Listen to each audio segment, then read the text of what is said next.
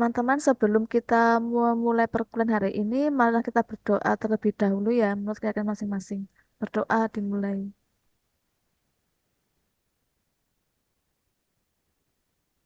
Berdoa selesai. Silakan Pak Elit.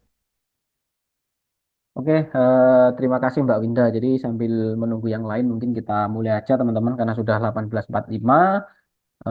Kasihan teman-teman yang hadir tepat waktu juga. Mungkin buat teman-teman yang saat ini masih ada berbagai kesibukan ya. Mungkin masih di jalan, barusan pulang kerja, atau mungkin masih ada agenda-agenda di tempat kerja ya kita tunggulah karena memang kita juga sangat memahami bahwa teman-teman ini meluangkan waktunya ya. Nah, jadi sangat luar biasa teman-teman ini semuanya meluangkan waktunya, Bapak Ibu di sini semuanya meluangkan waktunya di sela-sela kesibukannya untuk mengikuti kuliah, sharing-sharing di Institut Asia Malang. Jadi luar biasa. Ini tadi juga Pak Aji eh, yang biasanya selalu on cam, ternyata beliaunya hari ini sakit. Semoga lekas diberikan kesembuhan Pak Aji. Nah, jadi saya salut sama ini ya semangatnya teman-teman semuanya di sini. Jadi saya tuh kadang kalau ini ya capek hari Senin kita lagi banyak-banyak load pekerjaan, tapi kalau ingat tanggungan punya harus ngisi sharing atau kuliah di S1 online-nya Asia yang teman-teman di sini itu orangnya luar biasa semua semangatnya untuk belajar itu jadi hilang gitu ya. Tadi pulang kerja udah capek, 4:30 pulang kerja capek gitu ya. Tapi kalau tinggal mandi, ganti baju, udah eh, jadi keinget ini langsung semangat lagi gitu. Nah, oke teman-teman, jadi hari ini kurang lebih kita perkuliahannya ya seperti biasanya sampai sekitar jam 9. Kalau bisa mungkin 9 kurang nanti udah selesai. Cuma biasanya karena asiknya diskusi, sharing-sharing sama teman-teman ini kadang juga nggak terasa kalau bahkan kemarin juga mepet banget sampai jam 9, jadi nggak kerasa gitu ya memang kalau kuliah, tapi sambil kita banyak diskusi. Makanya kemarin saya juga kepikiran mungkin untuk hari ini saya juga menyediakan study case. Jadi saya di sini nanti juga ada sedikit study case. Mungkin nanti kita diskusi per kelompok sekitar 15 menit. Nanti kita akan membahas tentang dunia perkontenan. Nah, kalau kemarin mungkin kita pakai study case-nya itu untuk kuliah S1 online, namun untuk hari ini kita lebih akan mengamati untuk S1 yang offline. Jadi mungkin jadi nanti saya butuh masukan-masukan, butuh input-input dari hasil diskusi Bapak Ibu semua, teman-teman di sini semua untuk kita case-nya hari ini adalah online, S1 offline. Jadi ada beberapa bahan nanti yang sudah saya siapkan untuk diskusi. Nanti akan dibantu Mbak Winda juga untuk breakout room-nya. Sudah siap Mbak Winda ya untuk breakout room-nya nanti? Siap. Oke, jadi ini ada sekitar 15 atau mungkin nanti sampai 20 orang. Eh, jadi nanti kita bagi sekitar 3 sampai maksimal 4 kelompok. Tapi sebelum itu saya izin share screen dulu. Di sini saya pengen sedikit sharing dulu seputar dunia ini ya tentang perkontenan. Jadi kalau kemarin kita sudah membahas awal tentang tipe-tipe media, karena kita kuliahnya kan tentang digital marketing media. Jadi awal-awal kemarin kita sudah bahas tentang medianya, ada beberapa media yang bisa kita pakai. Terus kemarin juga sudah bahas tentang sosial media marketing. Terus kita kemarin juga sudah membahas lebih detail lagi tentang sosial media marketing strategi. Nah, strategi di sosial media itu memang perlu banget kita perhatikan, eh, tapi akan kurang powerful. Tapi intinya kuncinya itu salah satunya ada di konten gitu. Jadi kita sudah bikin sosial media strategi yang bagus, kalau tidak didukung dengan konten yang bagus itu kalau bahasa Jawanya itu eman gitu. Kalau bahasa Jawanya itu eman atau kalau bahasa Indonesia itu akan sayang banget karena nanti hasilnya kurang powerful gitu. Makanya setelah kemarin kita membahas tentang sosial media marketing strategi, hari ini kita akan membahas tentang konten marketing. Nah, secara garis besar kalau kita ngomongin konten, ya, menurut KBBI konten merupakan sebuah informasi yang tersedia pada media, entah itu media atau produk-produk elektronik. Nah, ini saya yakin teman-teman sudah tahu semua lah.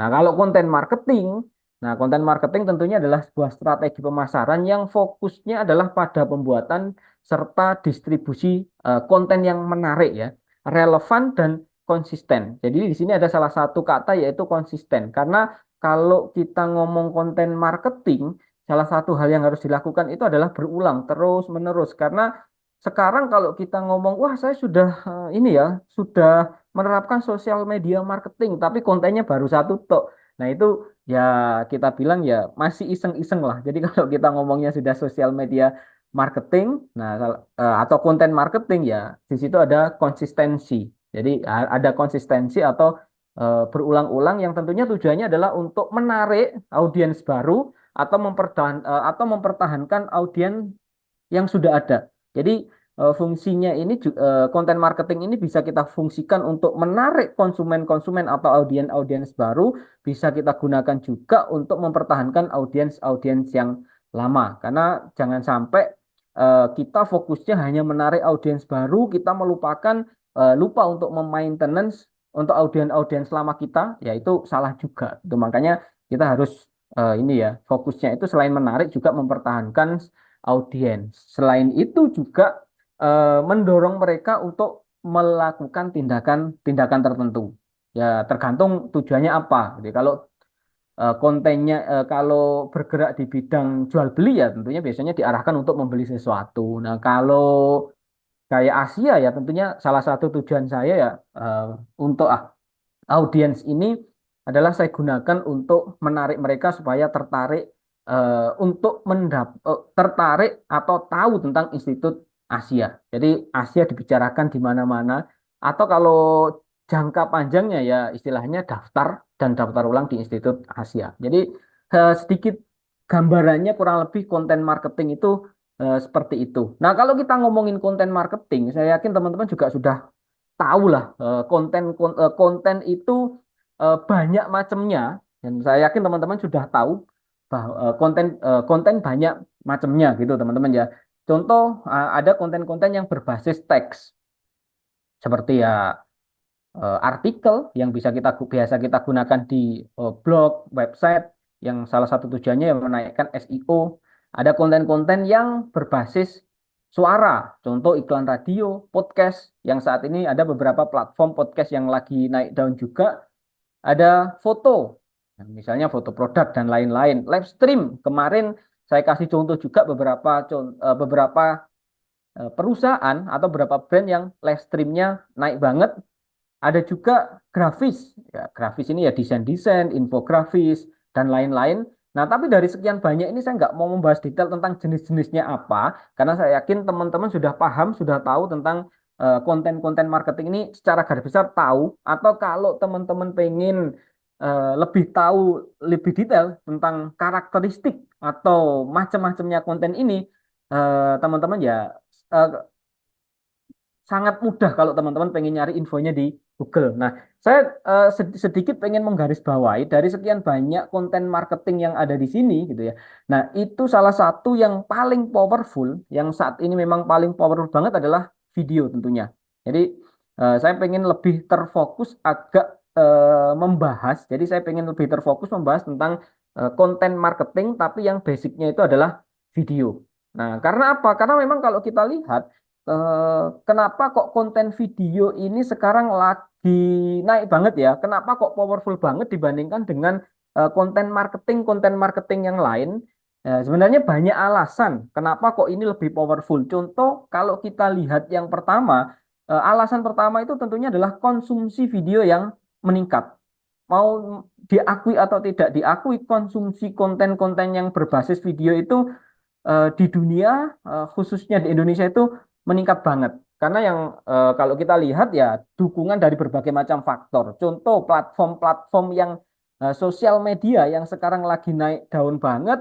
Terus platform sosial media yang memang penggunanya itu banyak banget adalah platform-platform sosial media yang berbasis video. Bahkan yang awalnya platform sosial media yang konten-konten marketingnya atau konten-kontennya itu juga berbasis non video sekarang mereka juga sudah mengembangkan platform-platform yang dia juga bisa mengakomodir konten-konten berbasis video. Contoh YouTube memang awalnya platform yang sudah berbasis video. TikTok itu juga berbasis video. Jadi ini naik banget gitu ya. Instagram sekarang pakai bikin Reels Dan Reels ini juga dengan Reels ini Instagram juga sekarang juga mulai populer lagi gitu ya dibandingkan beberapa tahun yang lalu yang dia hanya fokusnya di visual dan videonya pun juga ya seperti itu kayak eh, nggak seatraktif sekarang yang pakai Reels. Kalau dulu kan kalau kita main video di Instagram tuh ya konvensional banget gitu ya. Jadi kurang oke. Nah, tapi sekarang dengan Reels, Instagram ini juga pertumbuhan penggunanya itu juga cukup oke banget. Nah, jadi platform-platform seperti ini sekarang menurut data itu juga menunjukkan pertumbuhan yang sangat pesat dalam ini ya pengguna dan dalam kenaikan jumlah pengguna maupun jumlah jam tayang. Jadi eh, jumlah jam tayang setiap harinya itu juga naik banget. Jadi selain itu mereka juga sangat ini ya mengakomodir, mereka juga sangat mendorong konsumsi video dengan menyediakan fitur-fitur yang sangat memanjakan orang supaya nyaman banget kalau pakai nonton video. Contoh kalau kita nonton video di TikTok, terus kita nonton video di Reels, itu kita tinggal geser, geser, nggak usah play, pause. Biasanya dulu kalau kita di YouTube, itu misalnya kita pengen nonton video itu perpindahan dari satu video dan video yang lain itu kan agak ini ya, agak perlu waktu. Nah, sekarang fitur-fitur autoplay itu sangat memudahkan banget. Bahkan kalau di TikTok sama Instagram Reels itu ya, tinggal geser autoplay, geser autoplay. Jadi istilahnya ini sangat memanjakan banget. Nah, itu makanya dari hari ke hari pengguna platform yang berbasis video itu lebih meningkat signifikan dibandingkan pengguna sosial media yang basisnya itu non video. Nah, selain itu sekarang juga didukung lagi yang namanya live streaming dan fitur-fitur yang cukup mengaksikan untuk mereka pengguna video. Itu faktor yang ini ya mempengaruhi kenapa kok konsumsi video yang konsumsi konten-konten yang berbasis video ini lebih meningkat dibandingkan yang lain. Nah, selain itu kalau kita lihat lagi di Indonesia itu di Indonesia nih khususnya ya. Kenapa kok konten video di Indonesia itu sangat lebih laku ya? Karena kita tahu semua bahwa minat baca orang Indonesia itu bisa kita bilang sangat-sangat rendah. Jadi mereka kalau dikasih konten-konten yang berbasis teks, mereka harus baca, ya itu adalah orang yang mau. Jadi tapi kebanyakan orang itu pasti lebih suka konten-konten yang berbasis video. Jadi dia tinggal ngedengerin, tinggal lihat, maka dia sudah mendapatkan informasi yang dia inginkan tanpa harus repot-repot membaca. Ya karena memang surveinya bahkan UNESCO bilang minat baca di Indonesia itu rendah banget gitu ya 0,001% gitu ya. Contohnya mungkin di sini ada orang yang suka baca itu ya Pak Aji. Jadi orang-orang kayak Pak Aji ini cukup langka gitu di Indonesia. Makanya konten-konten yang berbasis video di Indonesia sangat sangat laku. Nah, selain itu konten yang berbasis video ini kan memang gabungan dari visual. Jadi orang biasanya kan kalau visualnya sudah keren, nah didukung konten video ini kan gabungan antara visual dan auditory. Jadi gabungan antara audio dan visual. Makanya itu lebih menarik perhatian, terus lebih mempertahankan minat audiens dibandingkan konten yang berbasis teks tadi. Jadi itu alasan pertama kok konten video ini lebih powerful. Terus yang kedua, kenapa kok konten video lebih powerful? Karena konten video ini engagementnya lebih tinggi dibandingkan tipe-tipe konten yang lain.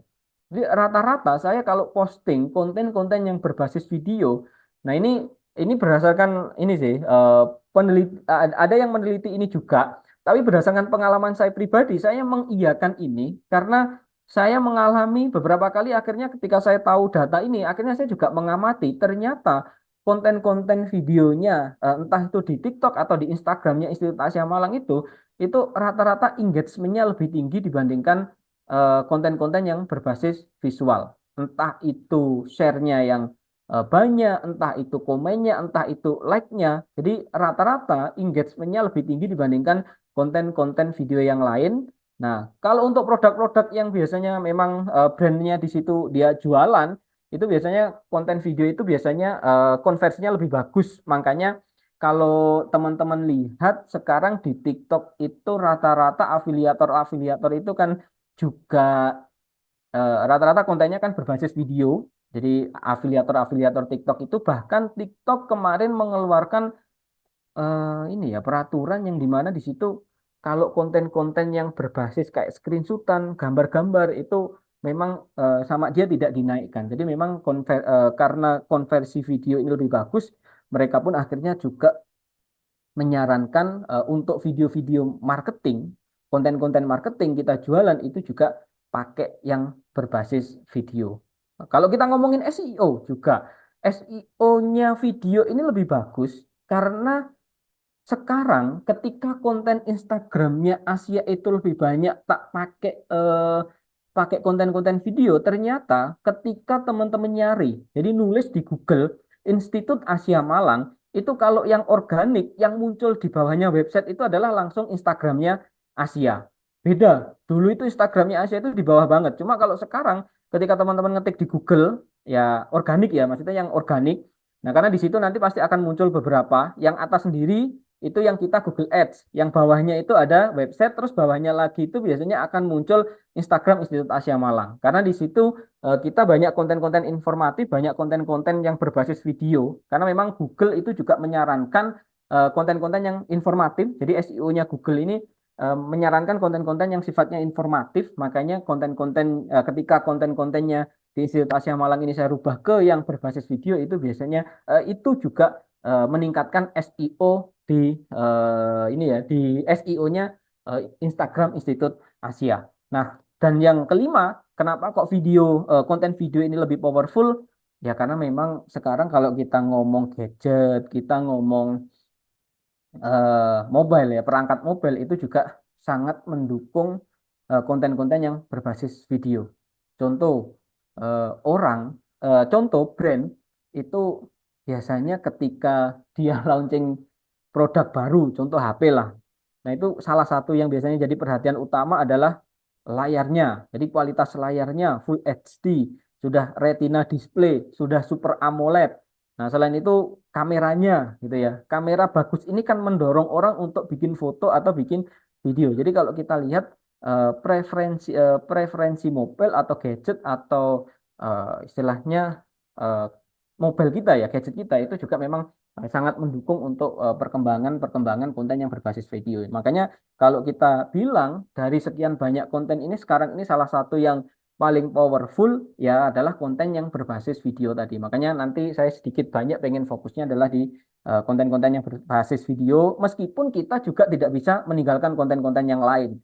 Contoh kalau kita ngomong artikel masih perlu karena untuk ngisi artikel di website, blog untuk meningkatkan SEO-nya kita juga masih perlu. Asia, kalau kita ngomong yang berbasis suara, contoh iklan di radio saya juga masih masang, tapi dikit banget. Kalau dulu hampir di setiap kota itu kita eh, masang lah lebih dari satu radio. Nah, kalau sekarang ini kecil banget, alokasinya untuk iklan radio ini sudah kita alihkan ke alokasi marketing marketing yang lain. Karena ya istilahnya sekarang itu cuma menjaga persepsi masyarakat yang supaya kelihatan oh Asia itu tetap ada gitu. Nah, jangan sampai ini ya kalau kita ngomong langsung kita hilangkan sama sekali nggak masang iklan di radio kan ya radio ini kan masih ada pendengarnya lah, itu masih ada pendengarnya. Ya meskipun nggak masih dulu kita ya masih tetap pasang. Contoh kalau dulu kita cari prime time satu hari itu harus sekian banyak tayangan diputar di radio. Kalau sekarang kita sudah meminimalisir itu. Eh, Foto juga sesekali kita masih upload, tapi memang lebih banyak kita di konten-konten video. Ya, itu tadi, karena memang kalau kita bilang konten video ini lebih powerful, karena lebih menarik perhatian, meningkatkan keterlibatan atau engagement, mendorong konversi, dan kalau kita bilang video ini salah satu elemen kunci dalam strategi konten marketing yang efektif, teman-teman. Nah, sekarang kita lanjut ke ini ya perkembangan dan peran konten. Ini singkat aja karena saya nggak akan cerita tentang sejarah konten yang pertama dulu dibuat oleh siapa, nggak akan jauh-jauh ke situ. Tapi sedikit ngomongin aja tentang eh, dari awal-awal perkembangan konten dan perannya itu apa. Nah kalau kita ngomong perkembangan konten dulu awalnya konten ini kan memang fungsinya kan sebagai informasi dan edukasi aja. Jadi sebagai tempat untuk memberikan informasi dan memberikan edukasi. Saya masih ingat dulu awal-awal nonton TVRI itu ya isinya kebanyakan informasi, hiburannya dikit banget. Paling cuma di hari Minggu gitu ya. Nah, jadi masih saya SD itu ya. Itu awal-awal ada TVRI itu kayak gitu. Radio dulu mungkin dulu kayaknya juga sebagai tempat untuk informasi dan edukasi aja. Nah, seiring berkembangnya waktu, konten itu juga berkembang menjadi hiburan. Nah, hingga saat ini konten itu memunculkan banyak banget peluang bisnis. Jadi, kalau kita garis bawahi, saya membagi itu ya ini aja, nggak usah panjang-panjang gitu ya. Cuma tiga ini aja. Yang pertama ya dulu awalnya itu sebagai tempat informasi atau edukasi, terus berkembang lagi konten sebagai ini ya sebagai hiburan, dan saat ini konten juga konten ini sudah menjadi peluang bisnis. Jadi bahkan saya bilang kalau ke mahasiswa-mahasiswa saya yang di reguler, kalau kamu saat ini muda, kalau kamu seneng konten, kamu harus mulai konten dari sekarang karena konten itu sekarang bisa kita bilang juga sebagai investasi. Kalau kamu punya kalau dulu misal kita investasi itu emas, investasi itu saham ya meskipun sekarang masih oke juga untuk platform-platform itu, tapi untuk kita yang nggak punya modal gede, investasi di bidang konten ini juga cukup oke banget. Bahkan saya nyuruh mereka untuk konten. Contoh konten ini kalau untuk mereka-mereka yang masih kuliah, ya saya bilang, "Oh, ini loh bisa jadi bahan personal brandingmu. Kalaupun kamu nggak jadi influencer yang gede, paling nggak ini bisa jadi personal brandingmu. Karena nanti ketika kamu pengen kelamar kerja, terus kamu ditanya HRD sudah ngapain aja, oh tinggal aja tunjukin salah satunya, oh ini loh aku waktu kuliah sudah melakukan ini, relasiku dengan ini, dan ini. Bahkan saya punya temen tuh dia menjadi salah satu orang yang di BCA ya, di BCA yang bonusnya cukup gede itu ya karena dia followernya banyak. Jadi sering disuruh konten sama BCA. Itu akhirnya dia sering dapat bonus-bonus sebagai influencernya BCA. Jadi eh, nggak kalau saya bilang ke mahasiswa-mahasiswa yang reguler itu konten mulai dari sekarang karena konten itu juga bisa jadi bahan investasi. Karena dalam perkembangan era digital ini peluang bisnis di bidang konten itu banyak banget gitu. Nah, karena perkembangan era digital yang begitu pesat, konten merupakan salah satu komoditas yang berharga. Apalagi kalau dia bisa jadi orang yang influencer lah, bisa punya follower yang cukup gede. Waktu itu daya tawarnya lebih gede lagi karena kalau dulu you punya duit, you punya kuasa. Kalau sekarang kadang kita you punya follower, you punya kuasa. Banyak orang-orang yang awalnya itu bukan siapa-siapa, tapi gara-gara dia itu kontennya naik banget kan akhirnya menjadi orang yang sangat diperhitungkan. Bahkan kalau kita bilang kontennya mereka itu sebenarnya nggak bervalue, tapi gara-gara punya follower, ya akhirnya dia punya pasar juga.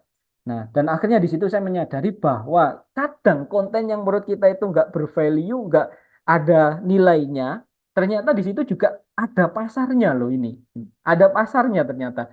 Nah, makanya untuk mahasiswa-mahasiswa saya itu saya dorong semuanya untuk minimal konten lah sebagai investasi mereka. Ya minimal nanti kalau mereka nggak jadi influencer, jadi eh, orang yang sudah punya portofolio yang cukup oke di dunia digital. Jadi perkembangan singkatnya kurang lebih kayak gitu, dari awalnya informasi, edukasi, hiburan sampai muncul banyak peluang-peluang bisnis, oh banyak muncul nama-nama besar, orang-orang besar yang salah satunya itu besar ya karena konten tadi, karena sosial media.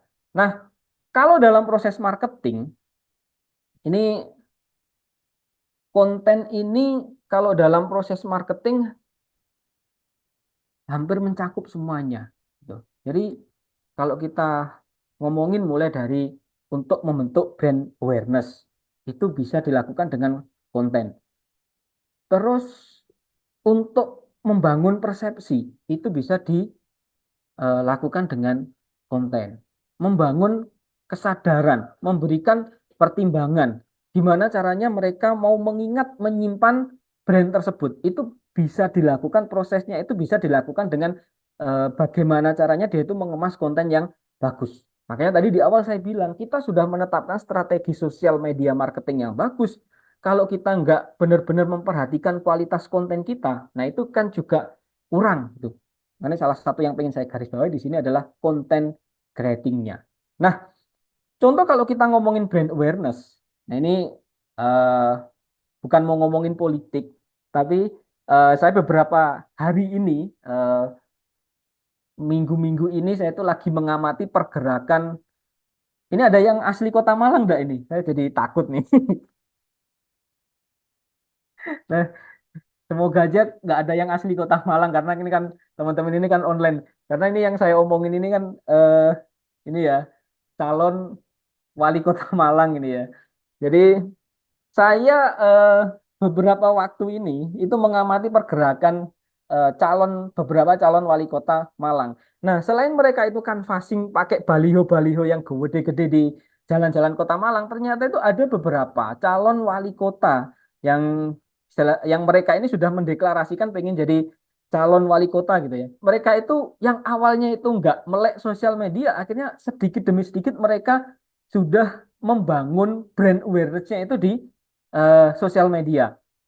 Ya mungkin karena melihat pasar sih, karena kalau kita ngelihat politikus-politikus banyak yang membangun brandnya, membangun brandingnya itu kan memang lewat dari sosial media. Karena salah satu target marketnya sekarang kan kalau kita ngomong pilkada, kita ngomong politik pemilihan itu kan target market yang cukup mudah dipengaruhi itu adalah generasi-generasi Z ya, generasi milenial, generasi Z yang memang mereka itu lebih banyak cari informasi itu di sosial media. Nah, saya lihat itu mereka membangun brandingnya itu juga di sosial media. Contoh ada satu nih ya, ini beliaunya adalah Pak Wahyu Hidayat. Nah, itu sekarang PJ Wali Kota Malang. Nah, ini infonya, isu-isunya beliaunya ini juga akan menyalonkan diri menjadi Wali Kota Malang. Nah, beliaunya ini membranding dirinya adalah ini ya, eh, wali kota yang sangat dekat dengan rakyat, peduli UMKM dan lain sebagainya. Jadi ini slogannya adalah Boys Ilakes. Ini Boys Ilakes, bahasa Walian Malang. Nah, makanya di situ konten-kontennya beliaunya ini juga lebih banyak menyoroti tentang kegiatan-kegiatan sosial beliaunya yang dengan UMKM dan lain-lain. Jadi intinya yang lebih ke masyarakat. Nah, ada lagi ini ada Pak Ardiantya Syah Reza.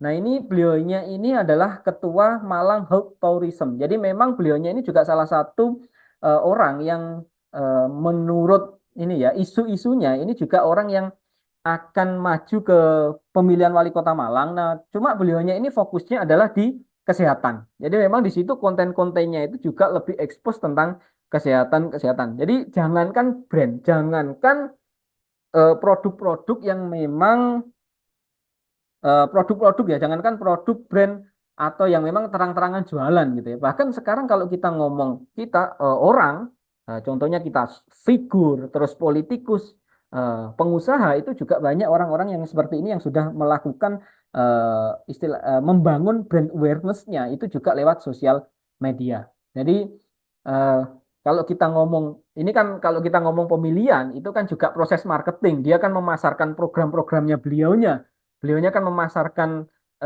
istilahnya memasarkan diri lah supaya dipilih oleh warga Kota Malang. Nah, itu salah satu hal yang dilakukan dia adalah nah ini sama Pak Aji dikomentari juga ya. Jadi eh ya ya inilah Pak. Saya mau ngomong mau saya kuliti lebih dalam saya nggak enak Pak. Jadi intinya ini intinya ya sebagai contoh aja Pak. Jadi kalau kita kuliti memang kalau kita ngomong ini kan bisa jadi ini followernya organik atau juga nggak organik gitu lah Pak. Jadi intinya itu. Intinya saya pengen ngasih gambaran aja bahwa ini loh orang jualan. Bahkan sekarang jualan kita pengen maju ke dunia perpolitikan itu salah satu untuk membangun brand awareness-nya itu mereka-mereka atau beliau-beliaunya ini juga sudah sangat memperhatikan brandingnya, membangun brand awareness-nya itu adalah lewat sosial media. Nah itu satu dari proses marketing mulai dari membangun brand awareness-nya sudah sekarang ini marak banget lewat sosial media. Terus yang kedua tadi kita ngomongin tentang ini ya, eh, brand perception. Jadi untuk membangun persepsi konsumen itu juga bisa kita lewat ini ya, lewat konten-konten yang kita share di sosial media. Contoh akhir-akhir ini ada sebuah brand atau ada satu platform yang menurut saya itu eh, dia itu keren banget. Nah, ini adalah Ruang Guru ya. Nah, Ruang Guru akhir-akhir ini dia exposure-nya di media sosial itu lagi naik banget gara-gara dia itu bikin event namanya COC, Clash of Champion. Jadi di sini tuh mereka ngumpulin mahasiswa-mahasiswa yang dalam tanda kutip itu pointer-pinter dari segi memorinya, matematika, hitung-hitungan itu pointer-pinter. Nah, mereka ini diadu dari kampus-kampus kenamaan ya, kampus-kampus kenamaan Indonesia, bahkan ada beberapa kampus dari luar negeri itu mereka diadu di sebuah event namanya Clash of Champion. Jadi ini eventnya menarik banget dan ini juga menaikkan brand posisinya mereka. Jadi brand position sebagai ya mereka ini kan jualan kursus, jualan bimbel. Nah, otomatis ini dia pengen membangun persepsi masyarakat ini loh, ruang guru itu tempatnya orang-orang pinter kayak gini loh. Nah, ini dilakukan lewat konten-konten ini salah satunya adalah konten Clash of Champion ini. Nah, ini kalau mereka kalau teman-teman lihat ini ya memang keren-keren sih, khususnya mereka ini di bidang matematika, di bidang itu memang anak-anak yang ikutan ini tuh keren banget. Nah, salah satu contohnya kontennya kayak gini. Ini suaranya kedengeran nggak Mbak Winda? Nih, mungkin teman-teman di sini juga ada yang nonton. Beberapa kali mungkin ada yang lewat di FYP-nya juga. Tim Sandy berhasil menyelesaikan board 1.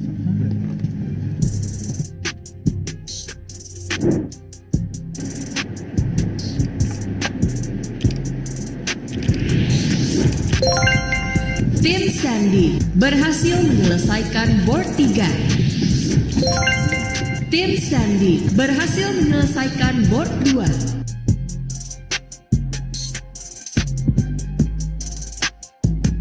Iya, tim aku bisa selesaiin 3 board dalam waktu yang sangat singkat, itu 7 menit. Jadi kita semua bagi tugas, setiap masing-masing member kita dapat satu board.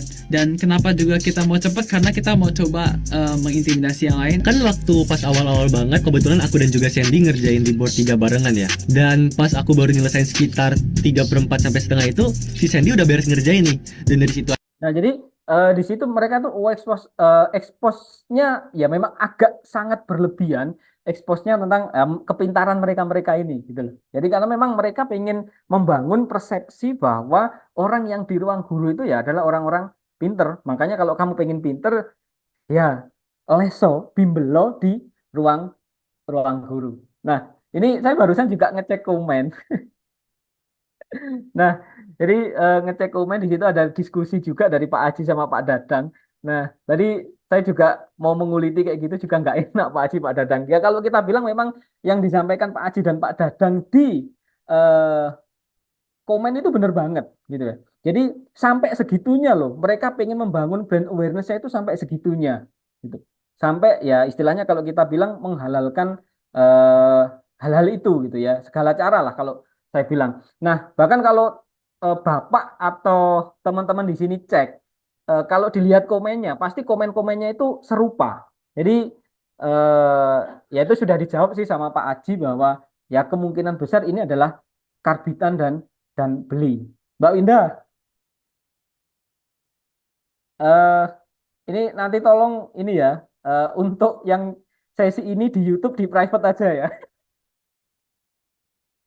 agak agak sensitif soalnya. Jadi memang benar Pak Haji, benar Pak Dadang bahwa memang untuk membangun brand awareness-nya aja loh gitu ya. Bahwa ini memang kelihatan banget bahwa kedua akun ini tidak organik gitu. Bahwa kalau kita bilang ya fair-fairan aja. Mereka beli follower, mereka beli komen-komen yang ada di situ itu mereka juga beli karena bisa kelihatan banget bahwa itu nggak natural. Kalau si cek juga bahwa yang komen itu rata-rata postingannya juga 4, 5, 6. Jadi memang ini kalau kita bilang itu nggak organik pakai buzzer, beli follower atau juga beli beli orang-orang yang komen kayak gitu. Tapi ya segitunya loh, orang sekarang pengen membangun brand awareness. Karena kelihatannya untuk orang awam, orang yang nggak paham tentang sosial media bahwa dengan follower gede, wah berarti ini orang ini brandingnya ini sudah bagus, orang ini sudah dikenal masyarakat.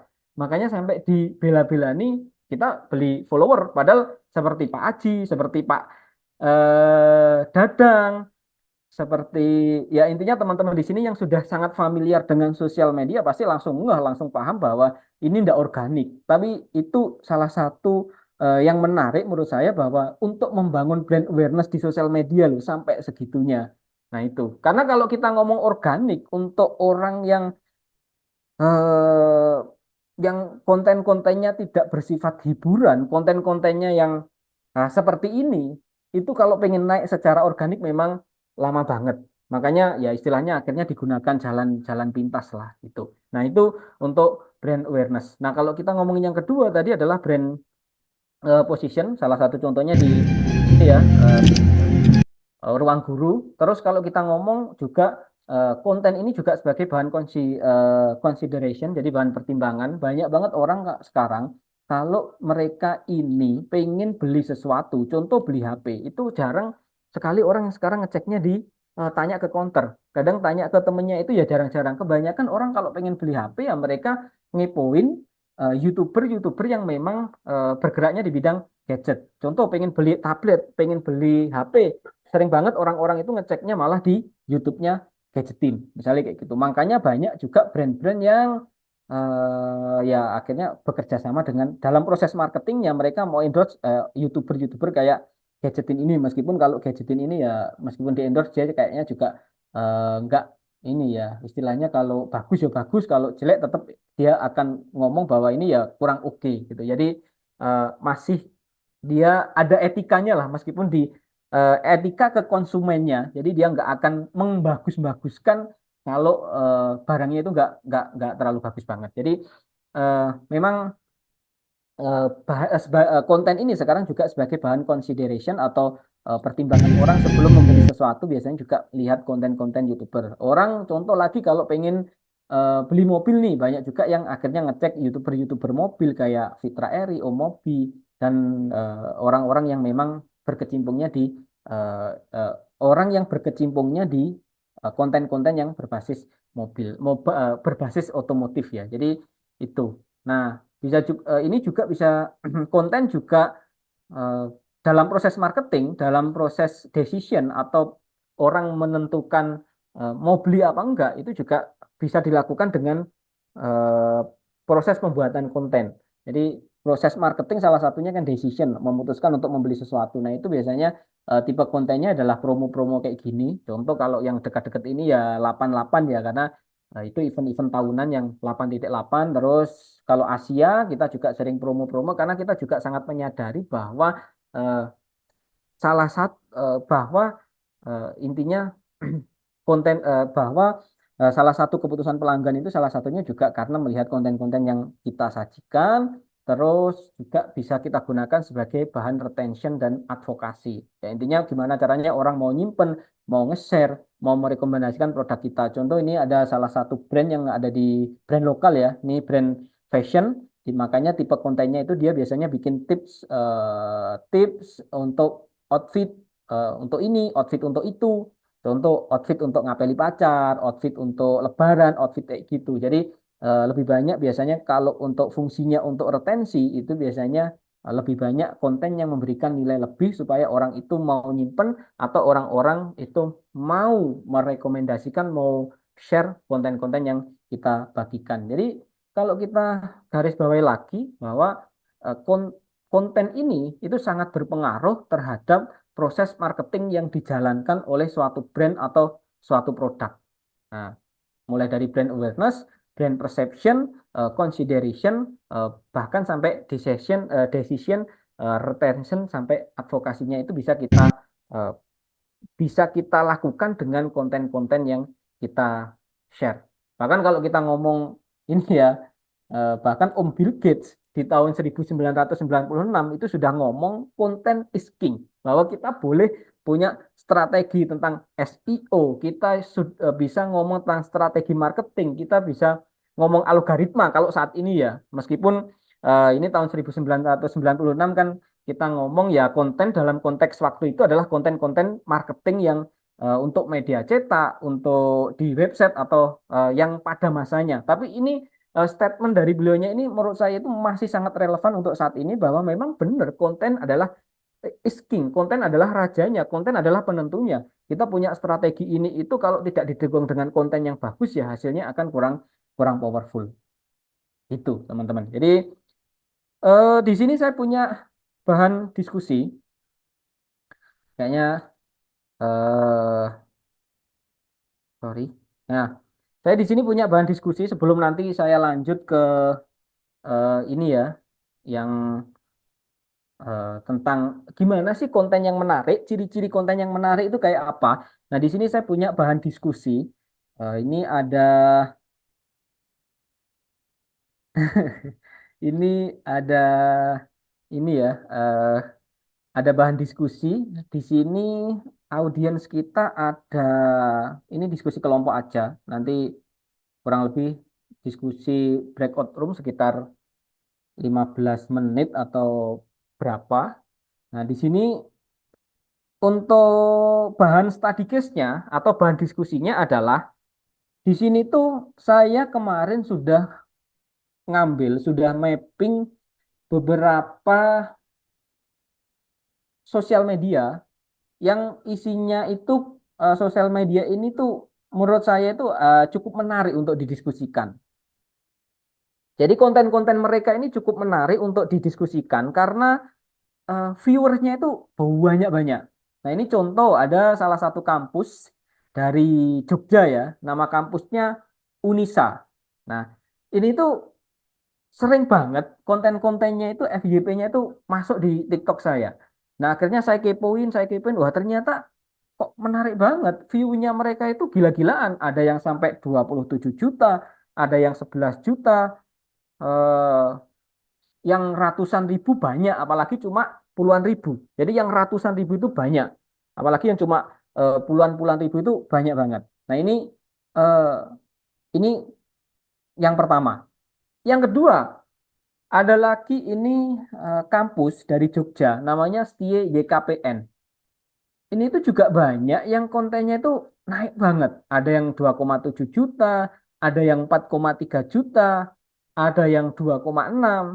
Ini memang kampus lama. Jadi saya yakin sudah banyak orang yang kenal. Jadi kayak Unisa, yang ini ya, Unisa Jogja, terus STYKPN ini saya yakin sudah banyak yang kenal karena ini memang kampus lama. Tapi kan yang kenal biasanya kan ya orang yang sudah agak sedikit dewasa dan tua lah gitu karena memang kampus lama. Nah, tapi ternyata mereka di sosial media ini juga cukup menarik. Banyak konten-konten mereka itu yang jutaan. Ya, ratusan ribu, puluhan ribu, jutaan. Jadi naik-naik banget. Nah, ini juga cukup menarik untuk kita amati. Terus ada lagi ini salah satu kampus dari Malang. Ini lagi rame di Instagram. Jadi kontennya itu juga banyak yang naik, ada yang 1,1 juta. eh, Intinya banyak konten-konten mereka itu yang naik juga jutaan dan engagementnya dalam bentuk komentar itu selalu banyak.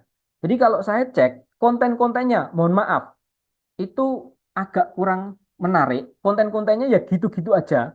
Tapi ternyata yang nonton video-video mereka tuh banyak banget, yang komen-komen tuh banyak banget. Jadi ada fenomena apa ini kok mereka ini bisa mendapatkan perhatian masyarakat sehingga anak-anak yang lihat konten-kontennya itu mau komen. Ya meskipun kalau saya lihat, saya amati secara sekilas itu komen-komennya itu ya nggak nyambung dengan kontennya. Bahkan kalau saya bilang itu tidak bisa menaikkan branding dari kampus tersebut. Itu yang ini yang ketiga. Yang keempat, ini ada kampus yang mungkin ya Bapak Ibu mungkin nggak tahu ya, atau mungkin ada yang pernah lewat di FYP-nya juga. Ini UB, UB-nya tapi bukan UB Malang, tapi ini Universitas Bojonegoro. Nah, ini saya kagetnya itu gara-gara ini kampus daerah dan mohon maaf ya kurang terkenal dari segi brandingnya itu ya kurang terkenal. Jadi Kalau misalnya kita ngomong jangankan di Malang, kita ngomong di daerah-daerah sekitarnya aja mungkin tidak banyak orang yang kenal kampus ini. Tapi ketika kemarin ada kontennya yang ini ya, yang 6,3 juta, ada kontennya dia yang viewersnya itu 6,3 juta, itu lewat di FYP saya, terus saya lihat, loh, followernya kok banyak juga ya? Itu ngalang-ngalai follower Asia, gitu. Nah, akhirnya saya kepoin, oh, ternyata dia ada fenomena-fenomena, ada trik-trik konten yang dia gunakan juga yang akhirnya dia bisa mendongkrak followernya sampai segitu ya, meskipun ini kampus daerah yang kalau saya bilang ya istilahnya brand awareness-nya atau brandingnya atau ya belum terkenal lah. Ya kalau kita banding belum terkenal Asia, ya bukan berarti kita mau menyombongkan Asia, tapi kalau di Jawa Timur ya orang akan sangat lebih tahu Asia dibandingkan kampus yang satu ini. Tapi kita di TikTok followernya kalah. Dan yang kelima di sini ada kampus tetangganya Asia, UMM. Ini kemasannya menurut saya cukup menarik. Dia konten-kontennya juga selalu naik ya meskipun fluktuatif ya, ada yang naik banget, ada yang biasa-biasa aja. Tapi di situ dia punya 87.000 follower yang istilahnya juga cukup menarik untuk kita kita amati. Nah, dari kelima tadi, jadi dari kelima kampus ini tadi, satu Unisa Jogja, kedua Setia YKPN, yang ketiga Universitas Gadayana di Instagram, yang keempat Universitas Bojonegoro, yang kelima itu ada UMM. Nah, bahan diskusinya kita fokuskan saja ke sini. Jadi satu yang kita bahas adalah apa yang menarik dari strategi konten masing-masing institusi tersebut. Nah ini eh, saya memang jujur minta ya istilahnya minta bantuan Bapak Ibu untuk diskusi dari sudut pandang Bapak Ibu. Mungkin di sini nanti itu akan saya catat poin-poinnya eh, untuk saya gunakan sebagai strategi kontennya Asia juga. Yang kedua, kalau kita ngomong konten itu kan nggak cuma ngejar viral, nggak cuma ngejar rame, tapi kita dari viral dan rame itu seberapa pengaruh positif atau menaikkan brandingnya kita itu, brand awareness-nya kita itu seberapa tinggi. Nah makanya di situ juga yang kedua eh, yang kita diskusikan adalah dari masing-masing tadi kekurangannya itu apa. Nah, jika dikorelasikan dengan citra institusi pendidikan, jadi kekurangannya apa? Misalnya kita ngomong institusi pendidikan lah, kita institusi pendidikan ya nggak bisa istilahnya ngonten itu yang terlalu los banget. Karena sebenarnya kalau cuma nyari FYP, cuma nyari naik supaya cepat followernya banyak, itu ya gampang lah istilahnya gitu. Cuma nyari FYP, nyari naik, tapi juga brand image-nya itu juga berpengaruh positif terhadap kita itu yang agak agak susah. Nah, jadi yang kedua pertanyaan adalah kekurangannya apa jika dikorelasikan dengan citra. Kita ngomong citra atau brand awareness-nya institusi pendidikan. Yang ketiga, dari kelima tadi, eh, itu mana yang paling cocok kontennya, yang menggambarkan atau konten-konten yang paling cocok jika digunakan untuk institusi pendidikan. Jadi pertanyaan satu dan kedua kita mengomentari masing-masing ini, masing-masing eh, konten-konten dari masing-masing institusi tadi. Kalau yang ketiga ini kita pilih satu mana yang paling cocok. Itu. Itu mungkin bahan diskusinya teman-teman. Mungkin karena ini ada 17 orang berarti saya kan sama Mbak Winda. Saya sama Mbak Winda nggak ikut, berarti ada 15 orang Mbak Winda ya. Iya, Pak. 15 orang berarti kita bagi jadi 3 kelompok, ada 5-5. Gitu aja Mbak Winda ya. 3 kelompok ya. Jadi 5-5. Satu kelompok isinya 5 orang. Kita kasih waktu diskusi 15 menit cukup Pak ya. Teman-teman semuanya ya, cukup ya.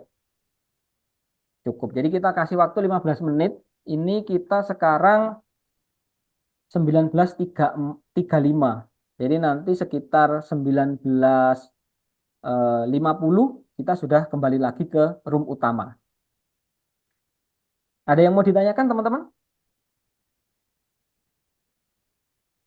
Dari materinya apa aja Pak? Universitas mana aja?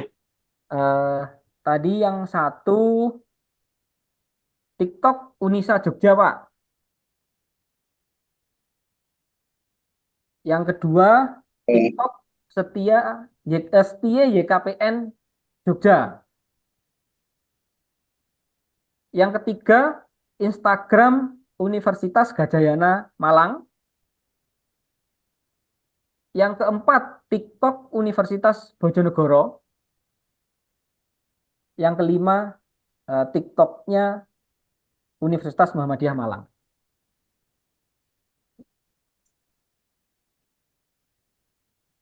Berarti yang TikTok 4, yang IG 1 ya, Pak? Betul. Makasih, Pak. Ya, Pak.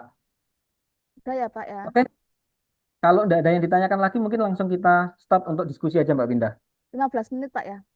15 menit.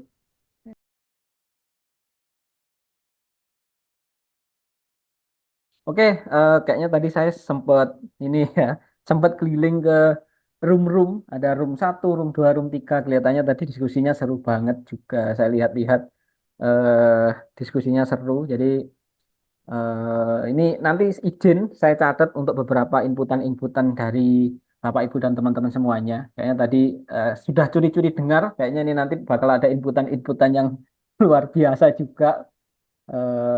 Mau timnya siapa dulu ini yang mau sharing atau menyampaikan hasil diskusinya? Oke, ini yang sudah raise hand ini timnya Kak Aryani.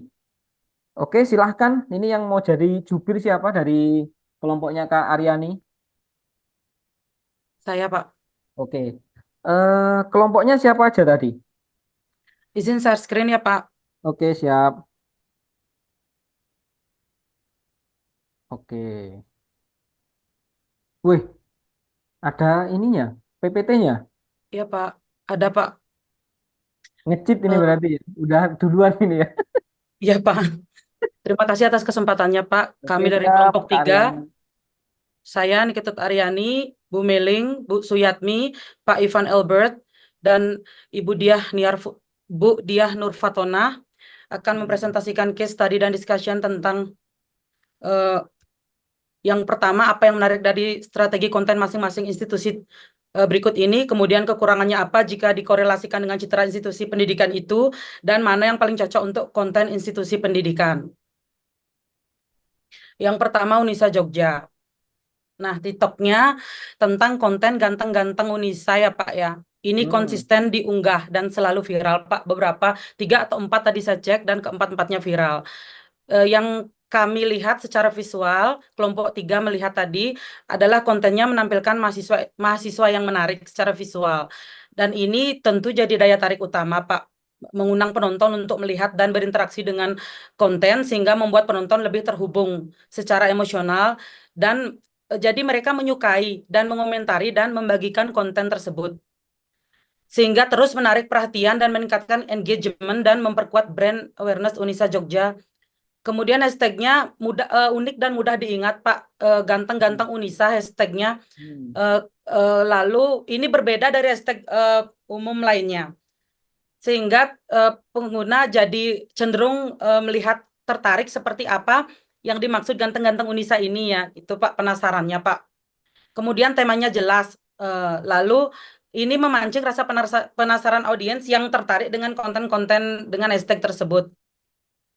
Kemudian engagementnya, salah satunya jumlah likes-nya 2,5 juta, komentarnya 13,7 ribu, shares-nya hampir 24 ribu. Ini menunjukkan kontennya dinikmati oleh penonton dan layak dibagikan kepada teman atau followers mereka, sehingga jangkauan organiknya bagus. Kemudian yang kedua, STIE YKPN. Ini konten TikTok-nya viral dengan tarian slick back yang unik, Pak. Maksudnya yang strategi yang menarik di sini adalah ini melibatkan temanya ini tak terduga, Pak. Ya, lucu dan menghibur, ditambah dengan penggunaan latar belakang musiknya itu relatable, Pak, lucu. Jadi menciptakan koneksi emosional yang kuat dengan penonton. Pendekatan yang menggabungkan elemen humor tidak hanya membuat konten lebih menarik seperti yang kita ketahui, tetapi juga membangun daya tarik yang lebih besar terhadap konten tersebut.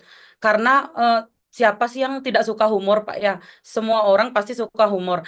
Nah, ini jadi elemen kunci dalam konten yang viral karena sifatnya mudah disukai oleh audiens. Lalu Universitas Gadjah Yana Malang. Nah, ini temanya juga lucu karena ada konten berjoget yang menawarkan hiburan yang unik dan ini cukup efektif ternyata menarik penonton dengan cara menyenangkan dan tidak biasa.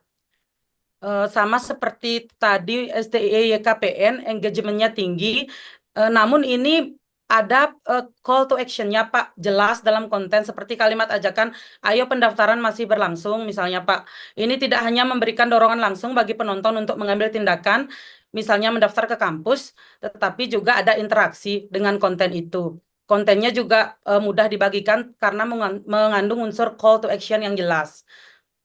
Jadi ini bisa memperluas jangkauan organik konten, tetapi juga meningkatkan potensi untuk menjadi viral di platform media sosial. Kalau tidak salah, ini view-nya juga jutaan, Pak.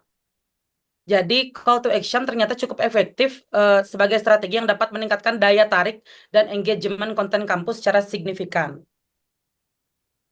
Kemudian selanjutnya yaitu Universitas Bojonegoro.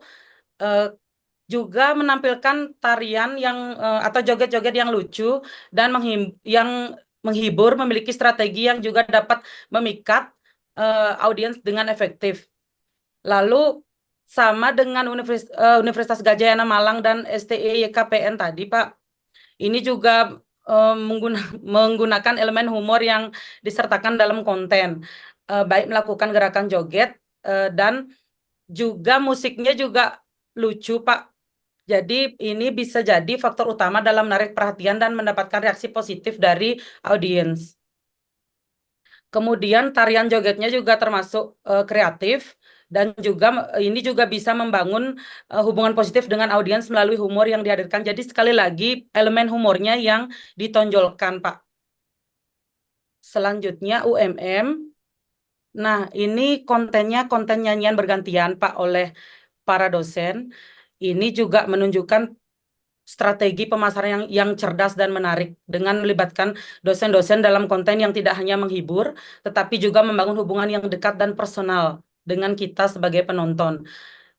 Kemudian ini juga memperkuat citra kampus sebagai komunitas yang ramah. Karena kan kita lihat, oh Ibu dan Bapak dosen bisa diajak ikut bernyanyi, begitu misalkan Pak. Kemudian penggunaan media sosial sebagai konten ini didukung dengan hashtag yang relevan. Misalnya judulnya Pak, cinta terbaik pasti kuberikan untuk kamu mahasiswa UMM. Dan hashtagnya misalkan singing challenge yang digunakan di konten ini. Membantu memperluas jangkauan dan meningkatkan potensi viralnya. Kemudian kekurangannya apa jika dikorelasikan dengan citra institusi pendidikan tersebut? Tentu dalam sebuah konten pasti tidak terlepas dari kekurangan dan kelebihan. Tapi secara umum konten-konten yang dihasilkan tadi kan banyak-banyak macamnya Pak dari setiap universitas tadi. Pasti memiliki keunggulan dan kekurangan tersendiri. Nah, tentu konten yang menampilkan kegiatan-kegiatan misalkan yang kreatif dan menghibur tadi bisa menunjukkan komitmen sih Pak untuk menjalin hubungan dekat dengan komunitas kampus dan masyarakat luas. Misalnya Universitas Gadjah Yana Malang, maksudnya untuk agar mahasiswa bisa berinteraksi dengan dan terlibat secara emosional dengan penonton, juga bisa memperkuat kesadaran merek atau brand awareness melalui penggunaan hashtag yang kreatif. Lalu mana yang paling cocok untuk konten institusi? Pasti memiliki keunikan dan strategi tersendiri untuk meningkatkan brand awareness institusi pendidikannya ya Pak. Tapi setiap konten ini masing-masing ingin menunjukkan cara untuk memperkuat citra institusi sehingga kreatif di mata masyarakat. Nah, dengan memilih konten yang paling sesuai dengan karakter mereka, tentu akan lebih mudah mencapai tujuan untuk meningkatkan visibilitas. Tapi kalau kami memilih salah satunya dari semua konten yang disebutkan, tentu kami memilih konten yang menawarkan hiburan dalam bentuk yang unik dan lucu, karena mampu secara efektif menarik perhatian dan mempertahankan minat audiens di platform media sosial, Pak. Sekian presentasi dari kami. Bila ada teman saya yang ingin menambahkan, silahkan. Terima kasih, Pak. Silahkan dari kelompoknya Kak Aryani mungkin ada yang mau Atau nambahin. kalau sudah cukup, boleh dikatakan cukup atau bagaimana? Mungkin dari Terima kasih. teman-temannya Kak Aryani, sang satu kelompok tadi mungkin hasil diskusinya mau nambah-nambahin juga. Dan tadi ada diskusi-diskusi juga, mungkin teman-teman punya pendapat-pendapat yang lain. Misal, oh ternyata dari sekian banyak kampus nih, aku paling suka ini gitu ya. Nggak apa-apa kalau mau disebut fair-fairan aja. Soalnya kayaknya kalau untuk yang pertemuan ini memang nanti kayaknya mau kita private aja di YouTube-nya. Jadi nggak apa-apa kalau mau komen. Iya.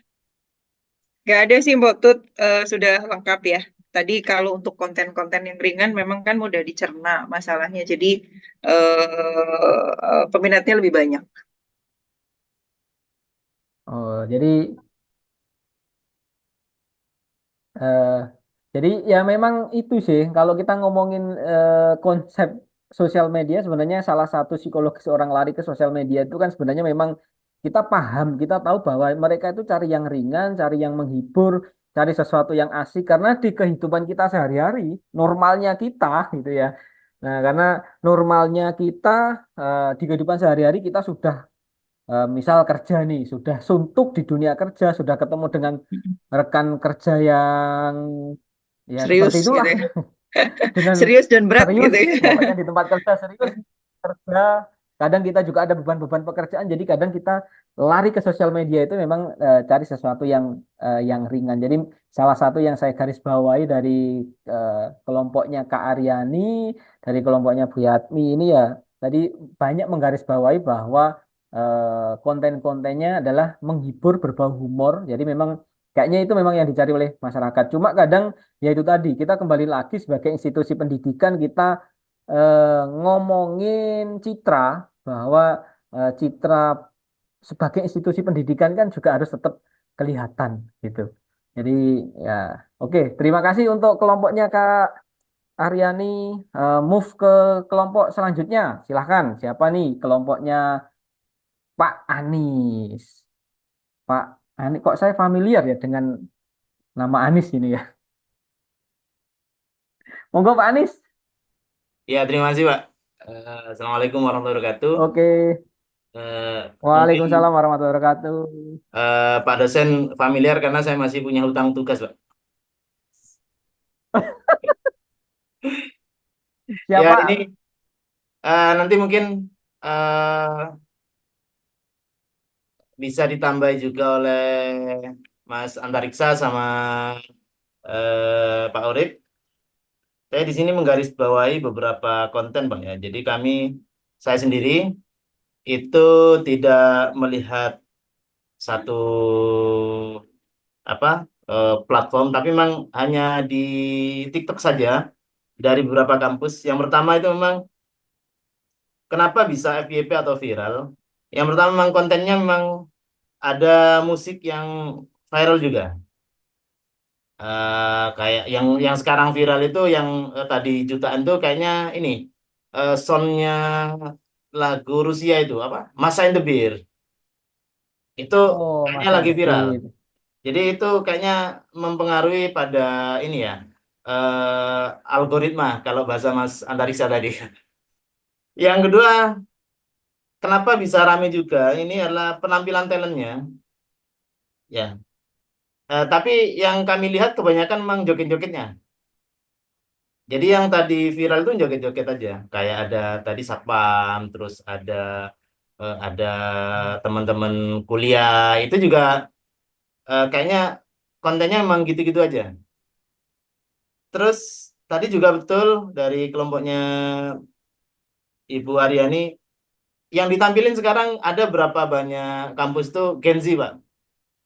Bukan kita ya. Kita Hmm. milenial yang kayaknya udah ini ya, usia 30-40.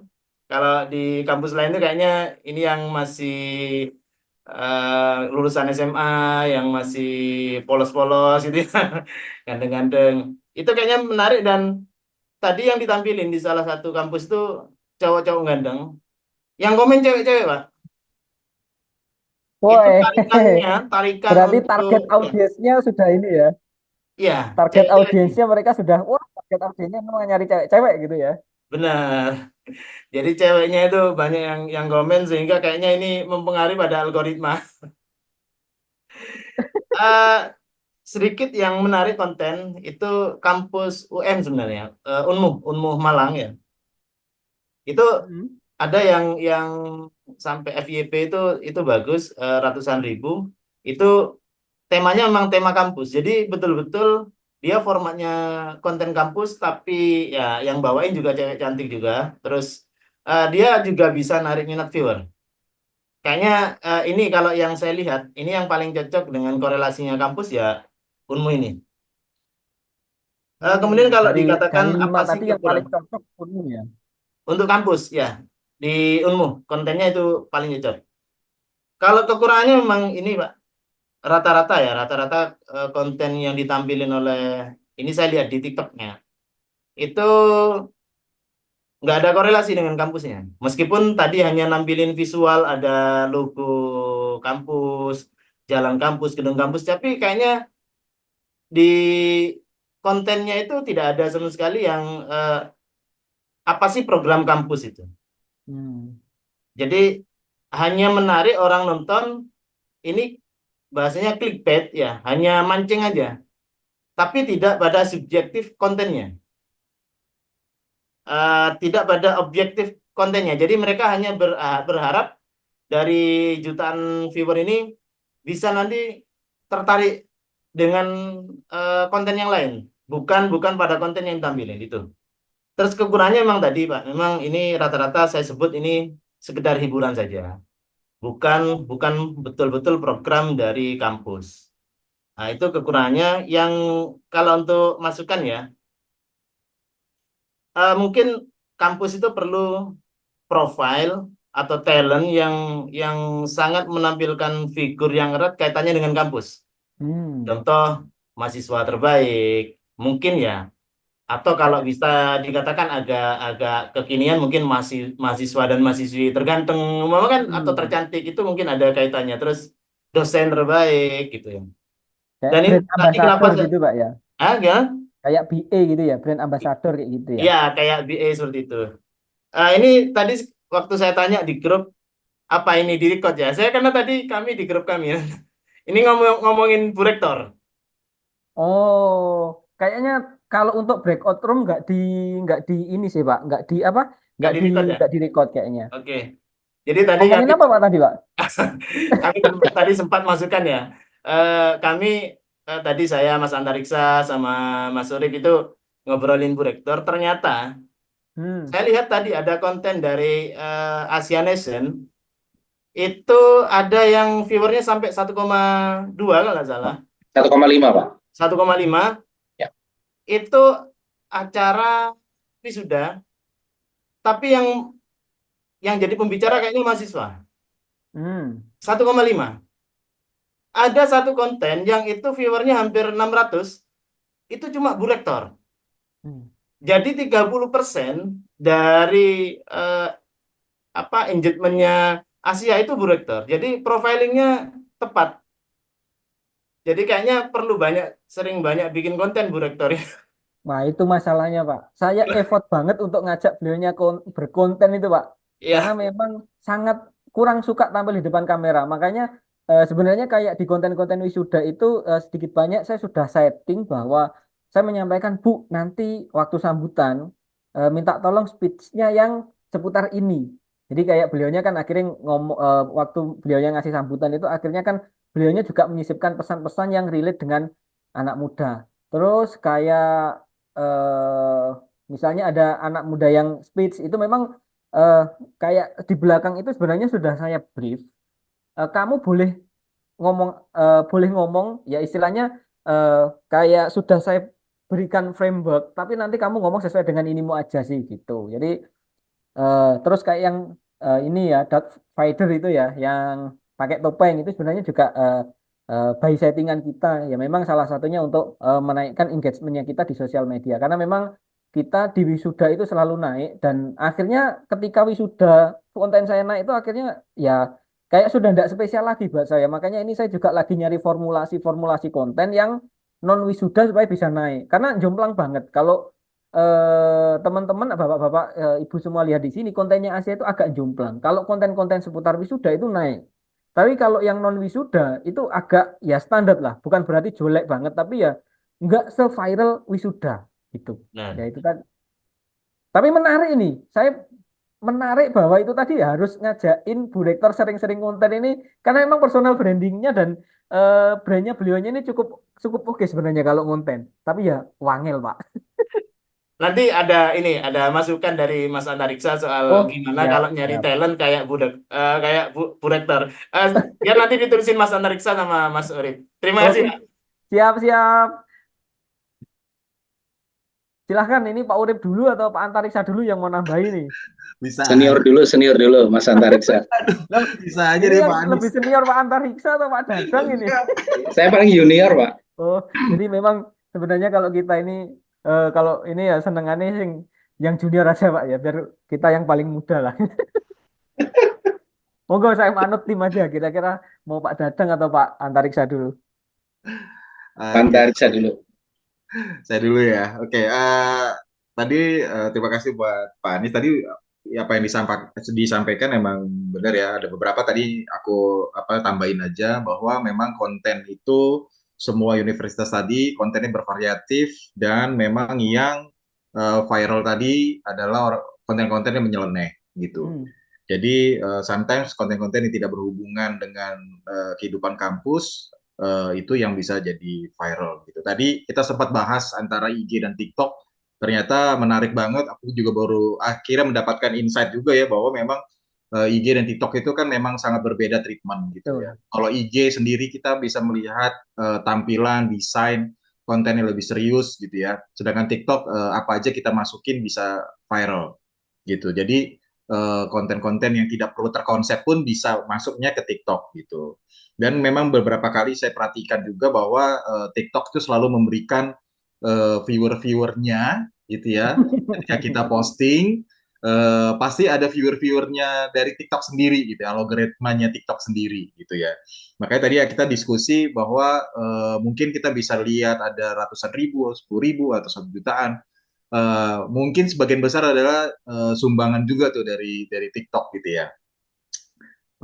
Yang kedua, selama tadi aku liatin semua konten yang ada, memang konsep ATM itu kan memang sangat perlu ya, amati, tiru, dan modifikasi itu sangat perlu. Jadi banyak konten yang agak mirip gitu ya, tapi memang mengamati dan meniru satu konten yang lain yang lagi trending dan itu ditiru atau dimodifikasi di setiap akun platform IG atau TikTok gitu Pak. Benar tadi ya kita ngebahas mengenai Institut Asia.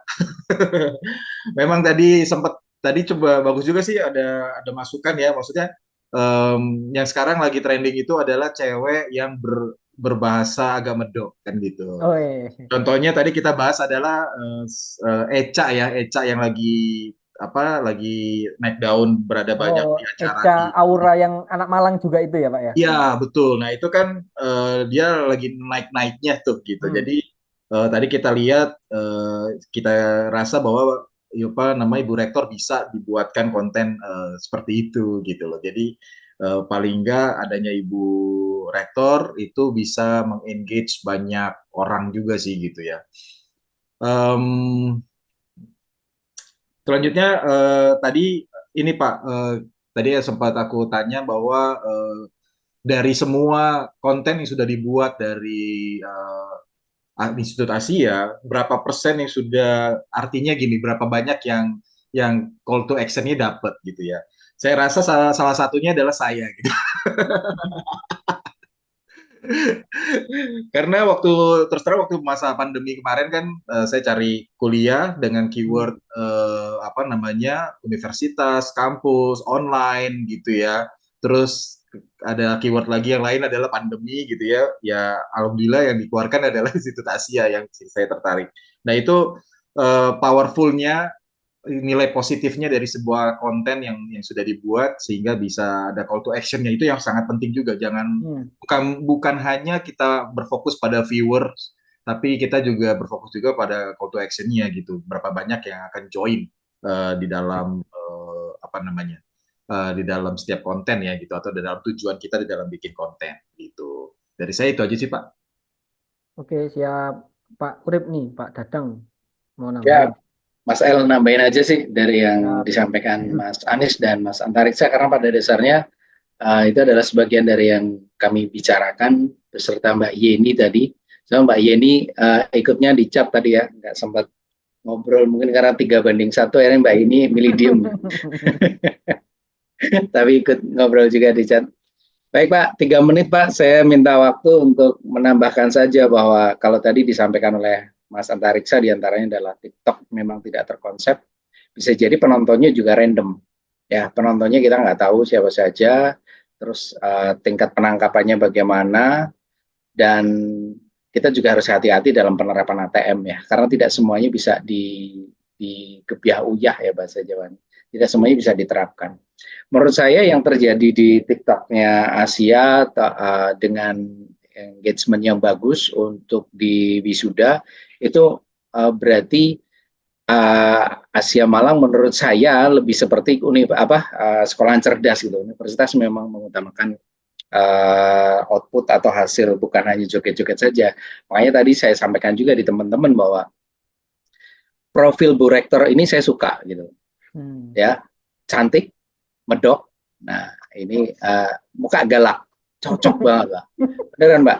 Kebetulan sama juga dengan yang ada di tempat kerja saya, di mana salah satu direksi itu tidak mau kalau diajak konten. Tapi kalau beliau ada ngasih materi di mana kemudian kami tim konten itu meliput beliau, itu beliau permintaannya benar, Mas yang ini ada enggak, yang angle ini enggak, dan beliau sangat suka. Ternyata orang-orang cerdas, orang-orang cantik, orang-orang gemesin, orang-orang medok itu kalau disuruh bikin konten jadi nggak mau. Tapi begitu beliau berbicara dan yang dibicarakan adalah sesuatu yang berisi, kita curi aja Mas, dan nanti senangnya luar biasa. Apalagi kalau nanti outputnya adalah itu juga sebagai promosi atau meningkatkan meningkatkan keuntungan bagi perusahaan kita sendiri atau dalam hal ini sekolah.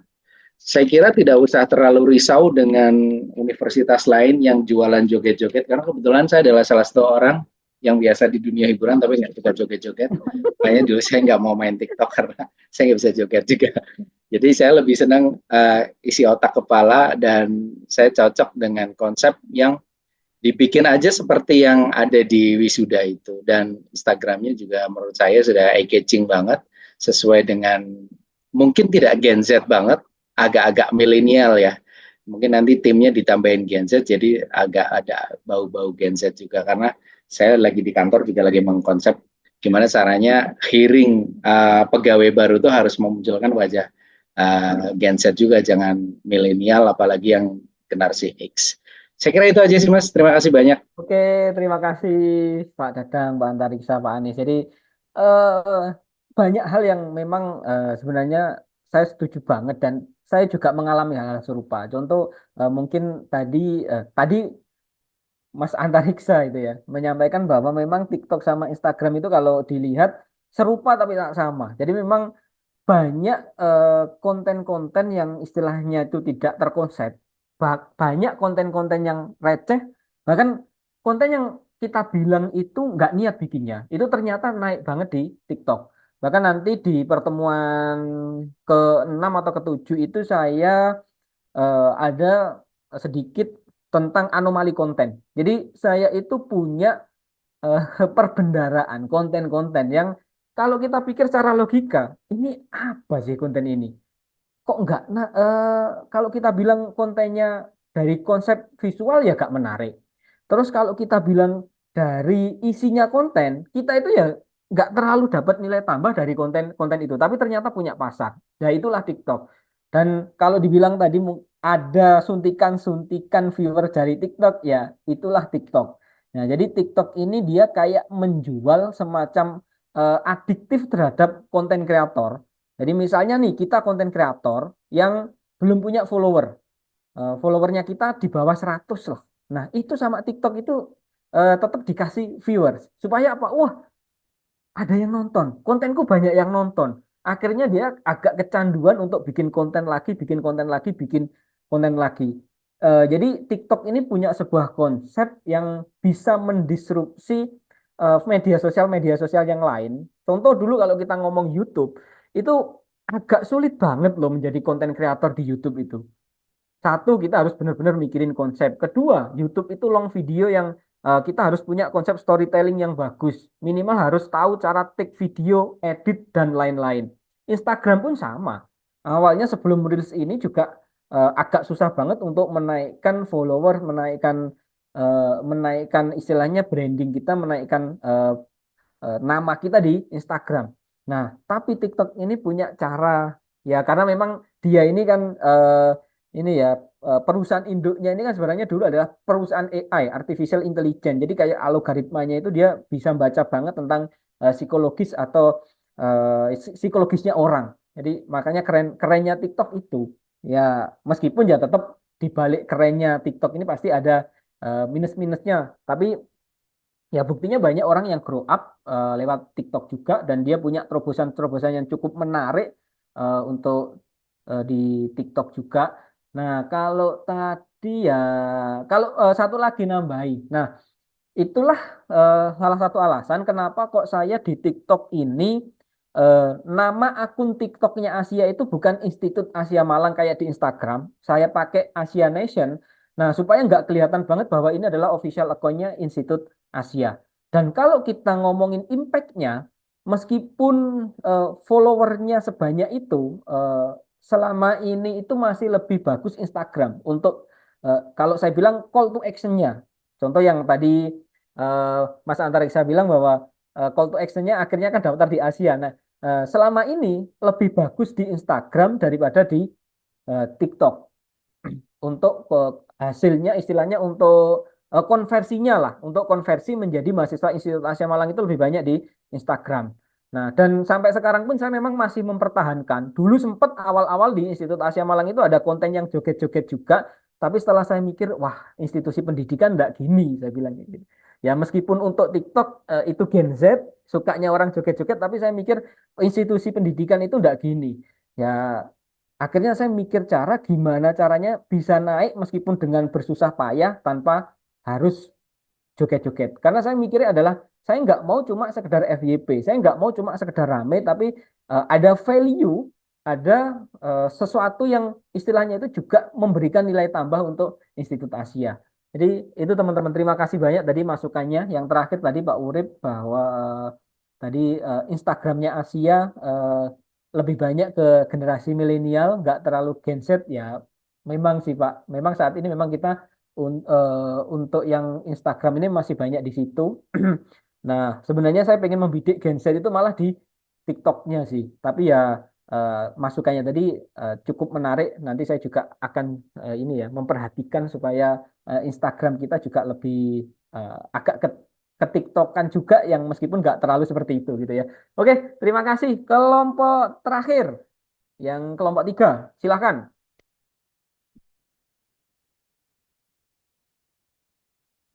Juru bicaranya siapa ini, kelompok 3 atau kelompok terakhir?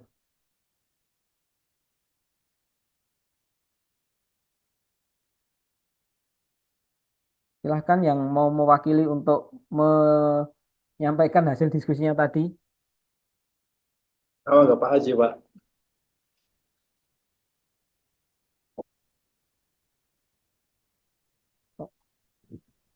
Pak, saya absen, Pak ya. Siapa? Enggak apa-apa, Pak. Kalau memang mau off cam enggak apa-apa. Kan di kurang enak badan nih Pak Aji. Tapi tak lihat komennya ini seru sekali Pak Aji nih. Meskipun agak sakit, tapi tak lihat di komen-komen tadi eh, aktif terus nih Pak Aji nih. Silahkan. Baik Pak, selamat malam. Selamat malam Pak Maaf Aji. Pak, saya hopcam. Enggak apa-apa Pak. Karena saya masih aktif memang, tapi kena flu berat ini Pak. Jadi minum obat jadi agak setengah-setengah fly ini Pak. Iya, kalau Bapak tahu minum obat flu gimana. Oh iya Jadi Pak. begini Pak, iya. Jadi dari 3 soal tadi, tim kami tidak menyelidiki secara khusus Pak. Tapi kami melihat secara kesamaan tadi dari slide-slide yang Bapak tampilkan.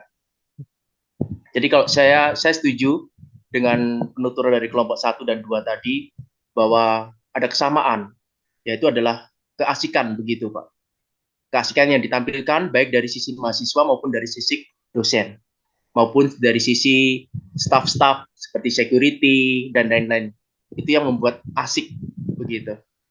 Jadi yang membuat viral kalau menurut saya adalah seseorang itu bagaimana dia bisa menyenangi begitu Pak. Seperti yang saya pernah utarakan adalah konten hiburan Pak.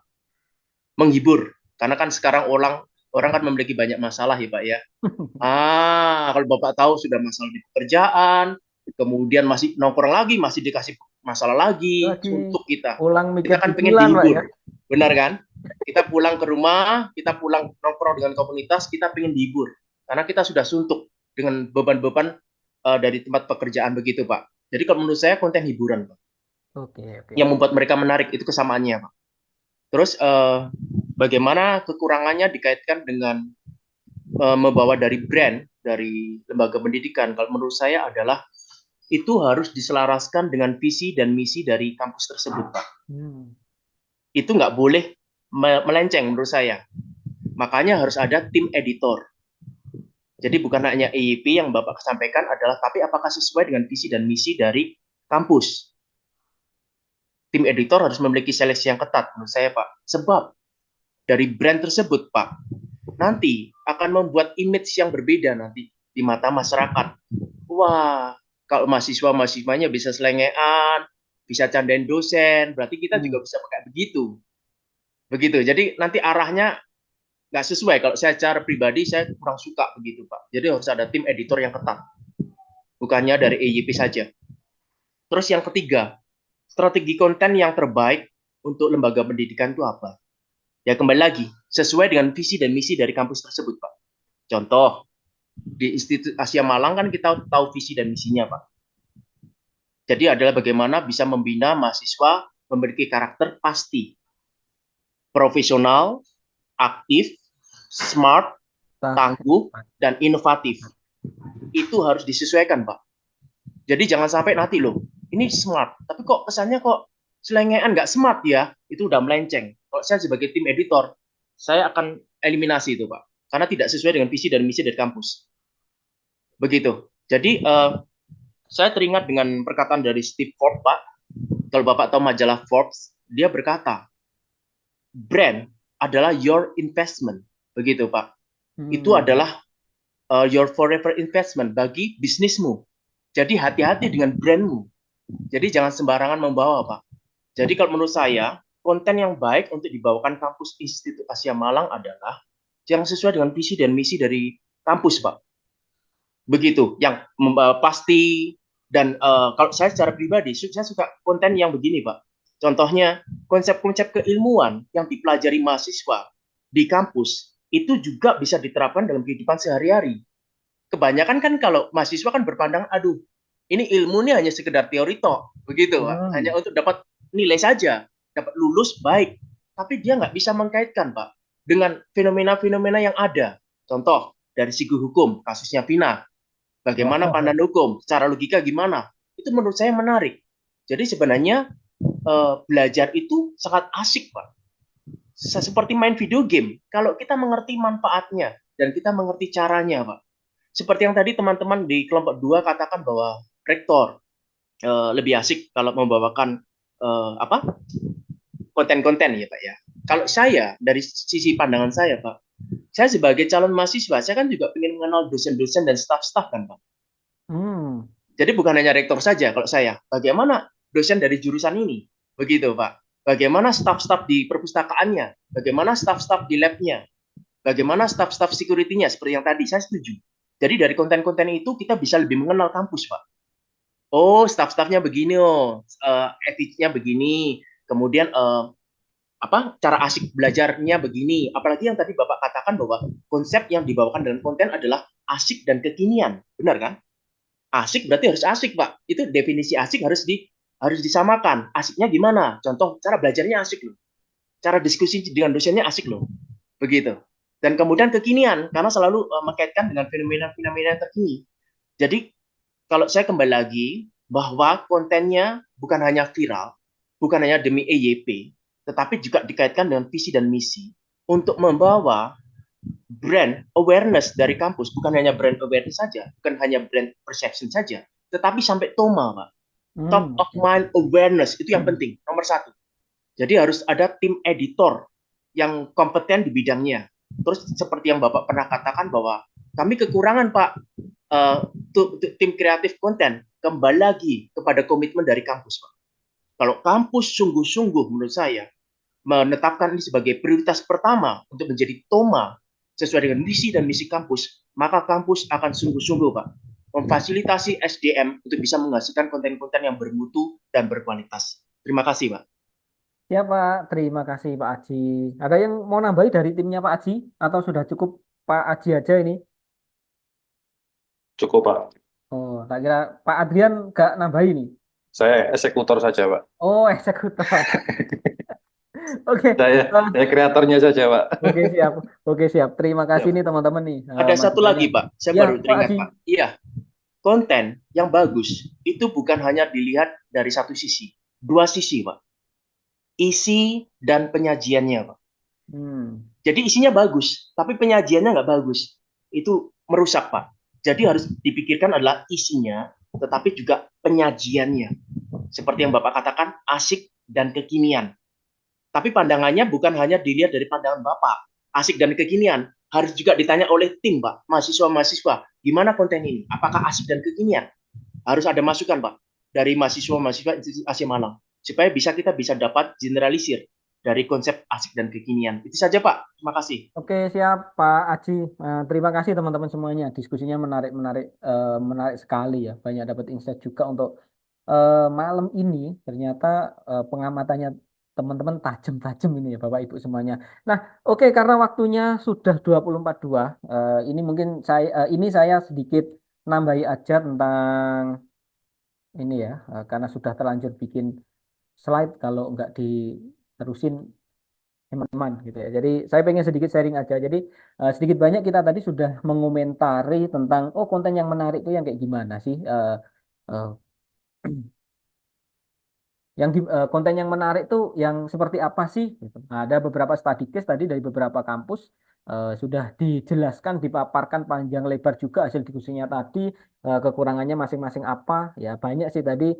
Istilahnya kalau kita ngomong konten ya salah satu tujuan konten ini kan menghibur, dan ada beberapa juga yang saya setuju, tapi selain menghibur kita juga tetap harus memperhatikan bahwa untuk institusi pendidikan, untuk brand-brand tertentu memang kita tidak bisa loss-lossnya, kita tidak bisa ngawur lah ibaratnya, tapi kita tetap harus memperhatikan beberapa koridor yang memang itu kaitannya dengan institusi atau brand yang memang kalau contoh saya di institusi pendidikan pasti ada batas-batasannya. Ya sebenarnya nggak institusi pendidikan tok sih, ada beberapa juga brand-brand yang dia juga cukup hati-hati dalam dalam packaging kontennya. Nah, sebenarnya kalau kita ngomongin konten yang menarik itu atau konten yang gimana sih yang biasanya berpotensi viral, itu sebenarnya salah satu kunci utamanya ini. Jadi saya beberapa kali mengamati tentang pola konten ya di TikTok, ya di Instagram atau media sosial yang lain. Sebenarnya salah satu pola atau salah satu rumus, ya kita boleh ngomongin rumus-rumus yang lain, tapi dari sekian banyak rumus itu biasanya yang paling banyak dipakai rumus konten supaya naik atau supaya viral itu ya satu ini, yaitu kontroversial. Jadi banyak banget ini yang dipakai oleh selebgram, oleh influencer atau orang-orang yang pengen menaikkan branding mereka, ya salah satunya adalah dengan membuat kontroversial. Nah, sebenarnya kalau kita ngomong kontroversial ini ya bisa kontroversi positif, bisa kontroversi negatif. Ada memang konten yang bisa naik dengan kontroversi yang positif, tapi kebanyakan bisa kita bilang 70-80% konten akan lebih naik dengan kontroversi yang negatif. Nah, kemarin baru-baru ini ada sebuah konten ya. Jadi ada sebuah konten yang lagi naik banget di Instagram, di TikTok, di Twitter atau platform X. Ya kita bilangnya kalau sudah benar-benar viral itu ya cross media ya. Jadi nggak cuma di satu media, tapi biasanya juga akan nular ke media-media yang lain. Pertama kali naiknya di TikTok, tapi akhirnya juga dibawa ke Instagram, dibawa ke eh, platform X itu juga masih masih naik. Jadi sebenarnya kalau kita ngomongin konsep kontroversial tadi, itu sebenarnya konsepnya adalah membenturkan antara ekspektasi dan realitanya ini ya netizen. Jadi ekspektasinya netizen itu seperti ini, tapi kita kasih realita yang berbeda di konten yang kita sajikan. Nah, itu yang sebenarnya disebut kontroversial. Makanya tadi sebenarnya itu bisa kita tarik ke arah positif, bisa kita tarik ke arah yang negatif. Nah, contoh konten-konten Bu Rektor di wisuda yang naik tadi itu copywritingnya sebenarnya saya buat sedikit kontroversial. Contoh untuk headline-nya atau hook-nya, ada beberapa konten di situ yang saya potong statement-nya Bu Rektor yang agak kontroversial. Contoh, eh, jangan temenan sama yang julid-julid. Contoh, nah ini kan cukup kontroversial. Apa sih? Nah akhirnya orang dari situ kan apa sih maksudnya? Dan di situ orang mau lihat konten sampai akhir. Nah, tapi isinya itu adalah isi pesan yang positif. Makanya memang bisa naik dengan kontroversi positif, tapi agak sulit. Yang paling sering naik adalah kalau Bapak, Ibu, dan teman-teman semua lihat pasti Nasi yang capcay, nasi mau wi, nasi ayam. Nanang. jadi yang paling banyak naik itu ya konten-konten yang kontroversialnya itu negatif biasanya. Itu yang paling cepat naik. Nah, seperti yang saya katakan tadi bahwa sebenarnya kontroversial ini ya itu tadi membenturkan ekspektasi dan realitanya si netizen. Nah, contoh kemarin baru viral ini konten yang bilang ini kan mahasiswa-mahasiswa nih. Nah, ini dia bikin kontroversial orang miskin dilarang sarjana. Jadi mereka rame-rame upload di sosial media karena mereka lagi demo. Nah, sebenarnya ini itu eh, dia ini eh, sedang mengkritisi kampusnya karena dia sangat terbebani. Jadi terbebani dengan UKT. Makanya sampai bikin tagline atau bikin tulisan-tulisan yang sebenarnya ini adalah protes kepada rektorat yang eh, dia bikin campaign atau bikin tulisan-tulisan, bikin demo, bikin konten-konten yang menyampaikan orang miskin dilarang sarjana. Sebenarnya ini kan satir, sebenarnya ini kan menyindir rektor. Tapi banyak juga orang yang salah paham, dikira ini benar-benar eh, konten ini, statement ini benar-benar dilemparkan kepada orang yang istilahnya pengen kuliah, tapi mereka ya kita bilang miskin lah gitu. Akhirnya banyak komentar-komentar ini jadi kontroversial. Nah, padahal sebenarnya ini adalah sebuah bentuk protes kepada rektorat. Jadi ini kontroversial. Biasanya kontroversial ini cepat naiknya. Artis pun begitu. Jadi misalnya ada artis yang naik karena kontroversial, maka dalam periode tertentu dia akan bikin kontroversi lagi kayak gitu. Konten kreator pun juga kayak gitu. Biasanya konten yang naiknya karena kontroversial, dia juga akan sering bikin kontroversi. Ada juga pola yang kadang nih, saya konten kreator, terus Mas Antariksa ini konten kreator, seakan-akan kita ini berantem di sosial media. Nah, padahal sebenarnya kita udah janjian nih, bikin kontroversi berantem berdua, nah sama-sama untuk menaikkan follower, jadi cross follower.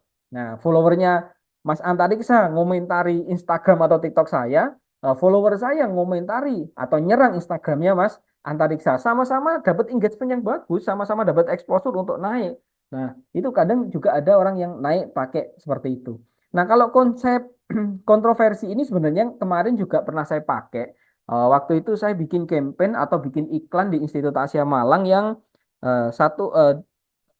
yang memang iklan ini saya ngikuti tren. Jadi waktu itu ada tren namanya jasa keliling yang Indosiar itu lah. Jadi waktu itu Indosiar lagi disindir habis-habisan sama netizen karena mereka kalau bikin karya atau bikin sinetron ini kan agak nggak masuk akal. Jadi banyak yang bikin parodi-parodi sinetron Indosiar. Nah, waktu itu periode itu saya lagi bikin promo karena disuruh untuk bikin promo tentang beasiswa kuliah di Institut Asia. Nah, karena waktu itu lagi ngetren ini, makanya saya bikin kontennya untuk promosi beasiswa tersebut. Saya memanfaatkan viralnya momen ini. Nah, tapi di situ saya bikin kontroversial. Saya bikin jasa desain keliling. Nah, kan jarang banget nih jasa desain keliling. Apalagi ini saya pakai PC. Kan sebenarnya bisa pakai laptop, tapi saya sekalian bikin kontroversi pakai PC yang nggak mungkin. Nah, ini mesti nggak mungkin bisa gitu ya. Tapi di situ banyak orang yang tertarik yang akhirnya ya terkena campaign saya. Akhirnya sampai kemarin tuh di-repost sama akun-akun besar, sampai di-repost sama Jakarta Keras, terus beberapa akun-akun yang lain. Bahkan salah satunya itu ada yang diposting ulang sama akun Instagram, saya lupa namanya. Di situ tuh sampai dikomenin sama ini Mas Kaisang juga. Nah, ini salah satu campaign yang menurut saya campaign saya yang cukup cukup berhasil memodifikasi ide yang ada dengan saya tambahkan sisi kontroversial. Nah, jadi sebenarnya kalau kita ngomong konten supaya naik, ya itu tadi rumus utamanya adalah kontroversial. Cuma kita mau milih jalur mana, kontroversi positif atau kontroversi negatif. Itu teman-teman. Nah, tapi sebenarnya kalau kita nggak mau pakai kontroversi, ada beberapa hal lain juga yang bisa kita pakai. Ya, tapi yang kalau kita ngomong piramida yang paling atas kontroversi tadi itu ya. Tapi sebenarnya ada cara-cara lain juga yang biasa saya lakukan. Ada teman-teman konten kreator lakukan juga. Nah, itu biasanya ada beberapa tips-tips yang biasanya dilakukan oleh teman-teman konten kreator. Nah, ini berdasarkan pengamatan juga mengamati konten-konten yang eh, naik atau yang viral-viral. Contoh, kita dalam konten itu harus mengambil atau bikin perspektif yang unik dan menarik. Nah, karena kita biasanya dalam sosial media itu bersaing dengan jutaan konten. Makanya orang kalau melihat konten yang biasa-biasa aja, dengan perspektif yang biasa-biasa aja, itu biasanya juga akan kurang tertarik. Makanya kita sebagai konten kreator itu juga harus memberikan perspektif yang unik, perspektif yang menarik, perspektif yang beda. Ide boleh niru. Jadi ide boleh niru, tapi kita tetap harus modifikasi. Karena kalau kita ngomongin sosial media, kita juga harus ngikutin tren yang ada.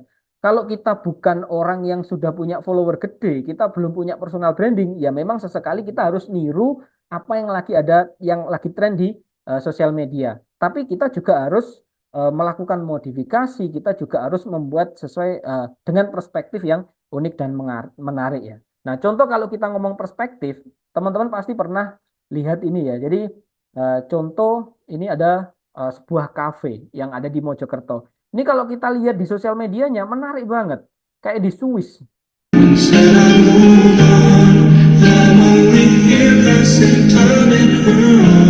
Menarik banget, kayak di Swiss gitu ya. Jadi pemandangannya menarik banget, tapi sebenarnya Mengunjungi tempat yang lagi viral di Mojokerto.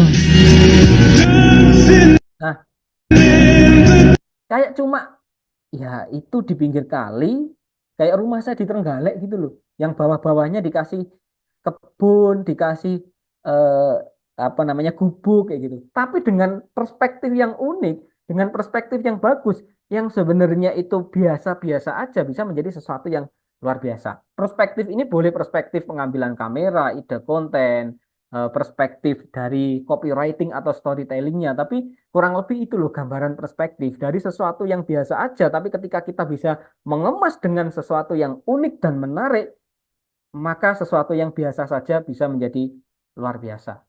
Itu ini ada contoh-contoh yang lain, tapi karena waktunya mepet, saya skip aja. Terus yang kedua adalah headline.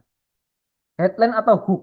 Nah, ini tadi saya di awal juga sudah sedikit cerita tentang konten TikTok Asia yang viral. Di situ saya menggunakan headline yang kontroversial supaya orang tertarik. Karena rentang ketertarikan orang ketika melihat sesuatu itu kan cuma sepersekian detik ya. Cuma sekian detik kok sepersekian detik. Cuma sekian detik yang artinya kita di awal itu sudah harus menyajikan sesuatu yang menarik. Nah, kalau di ada yang bilang namanya headline, tapi akhir-akhir ini bahasa ini lebih dikenal dengan hook atau pancingan kalau di dunia content creating.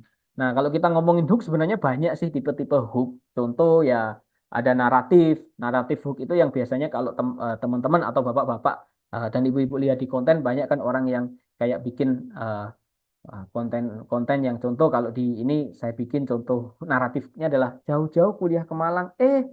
malah dapat kampus kayak gini. Ini eh, contoh nih, question hook. Question hook itu ya yang mengandung pertanyaan. Jadi emang boleh kuliah seasik ini. Nah, kalau how to hook itu biasanya ya kayak cara agar CV-mu keren dari semester 1 misalnya. Kalau kontroversial, nah jadi ya hook-hook yang berbau kontroversi ya. Jadi kita mengeluarkan statement-statement yang kontroversial. Ada juga hook yang sifatnya itu statistik. Jadi kayak ternyata 60% fresh graduate itu mengalami skill gap saat pertama kali ke dunia kerja. Jadi ini menjadi salah satu yang poin penting juga ya, yang istilahnya membuat konten itu bisa menarik. Nah, jadi itu terus ada lagi konten, kita harus membuat konten itu juga engaging. Engaging itu membuat orang itu merasa berhubungan. Jadi memang kita ngomongnya konten ini kan sosial media. Kita ngomong konten ini kan kayak video atau foto atau grafis ya. Tapi dari foto, video atau grafis ini kita juga harus menyertakan audiens atau membuat audiens itu merasa masuk, merasa berhubungan dengan konten yang kita sajikan tersebut. Nah, contoh ya kalau kita ngomong supaya engaging ya pasti pahami kebutuhan audiens, ada trigger efeknya, ada sekali-kali kita menyertakan pertanyaan kepada audiens meskipun kita pertanyaannya ya nggak dua arah karena kita kan ngomongnya konten, terus gunakan teknik storytelling. Nah, untuk storytelling ini nanti saya bahas ketika kita di poin ngomongin tentang copywriting dan tambahkan call to action. Call to action ini penting karena beberapa kali tadi juga dibahas sama Mas Antariksa tadi ya.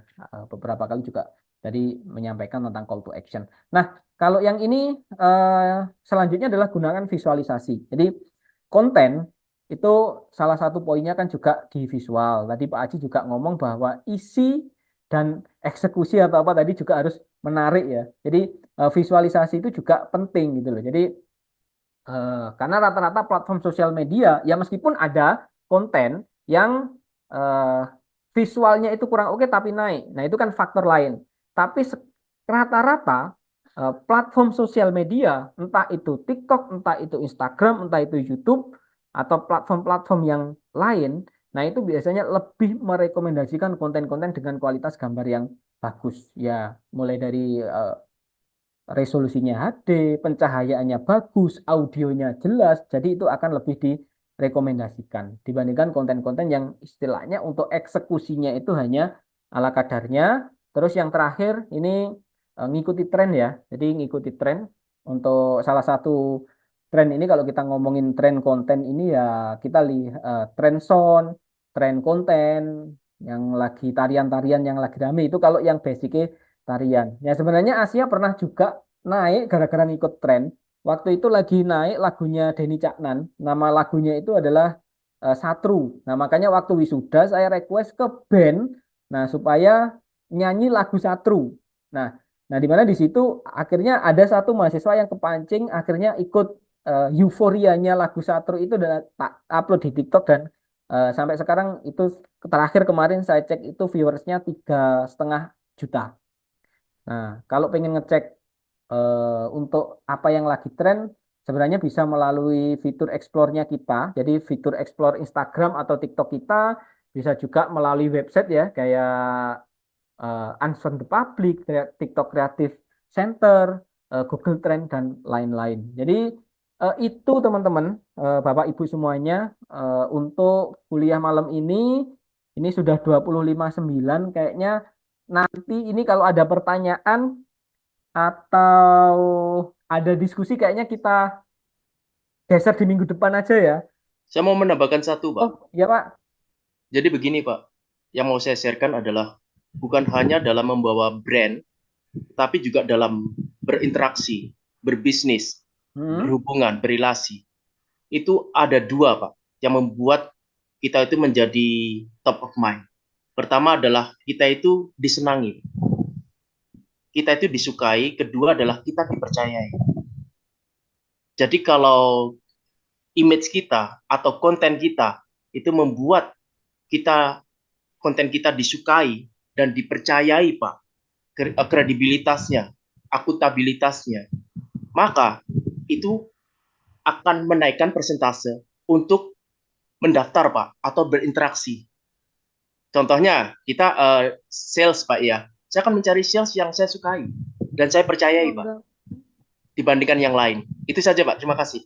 Oke, terima kasih Pak Aji. Teman-teman yang lain ada yang mau nambahi atau cukup sementara untuk malam ini?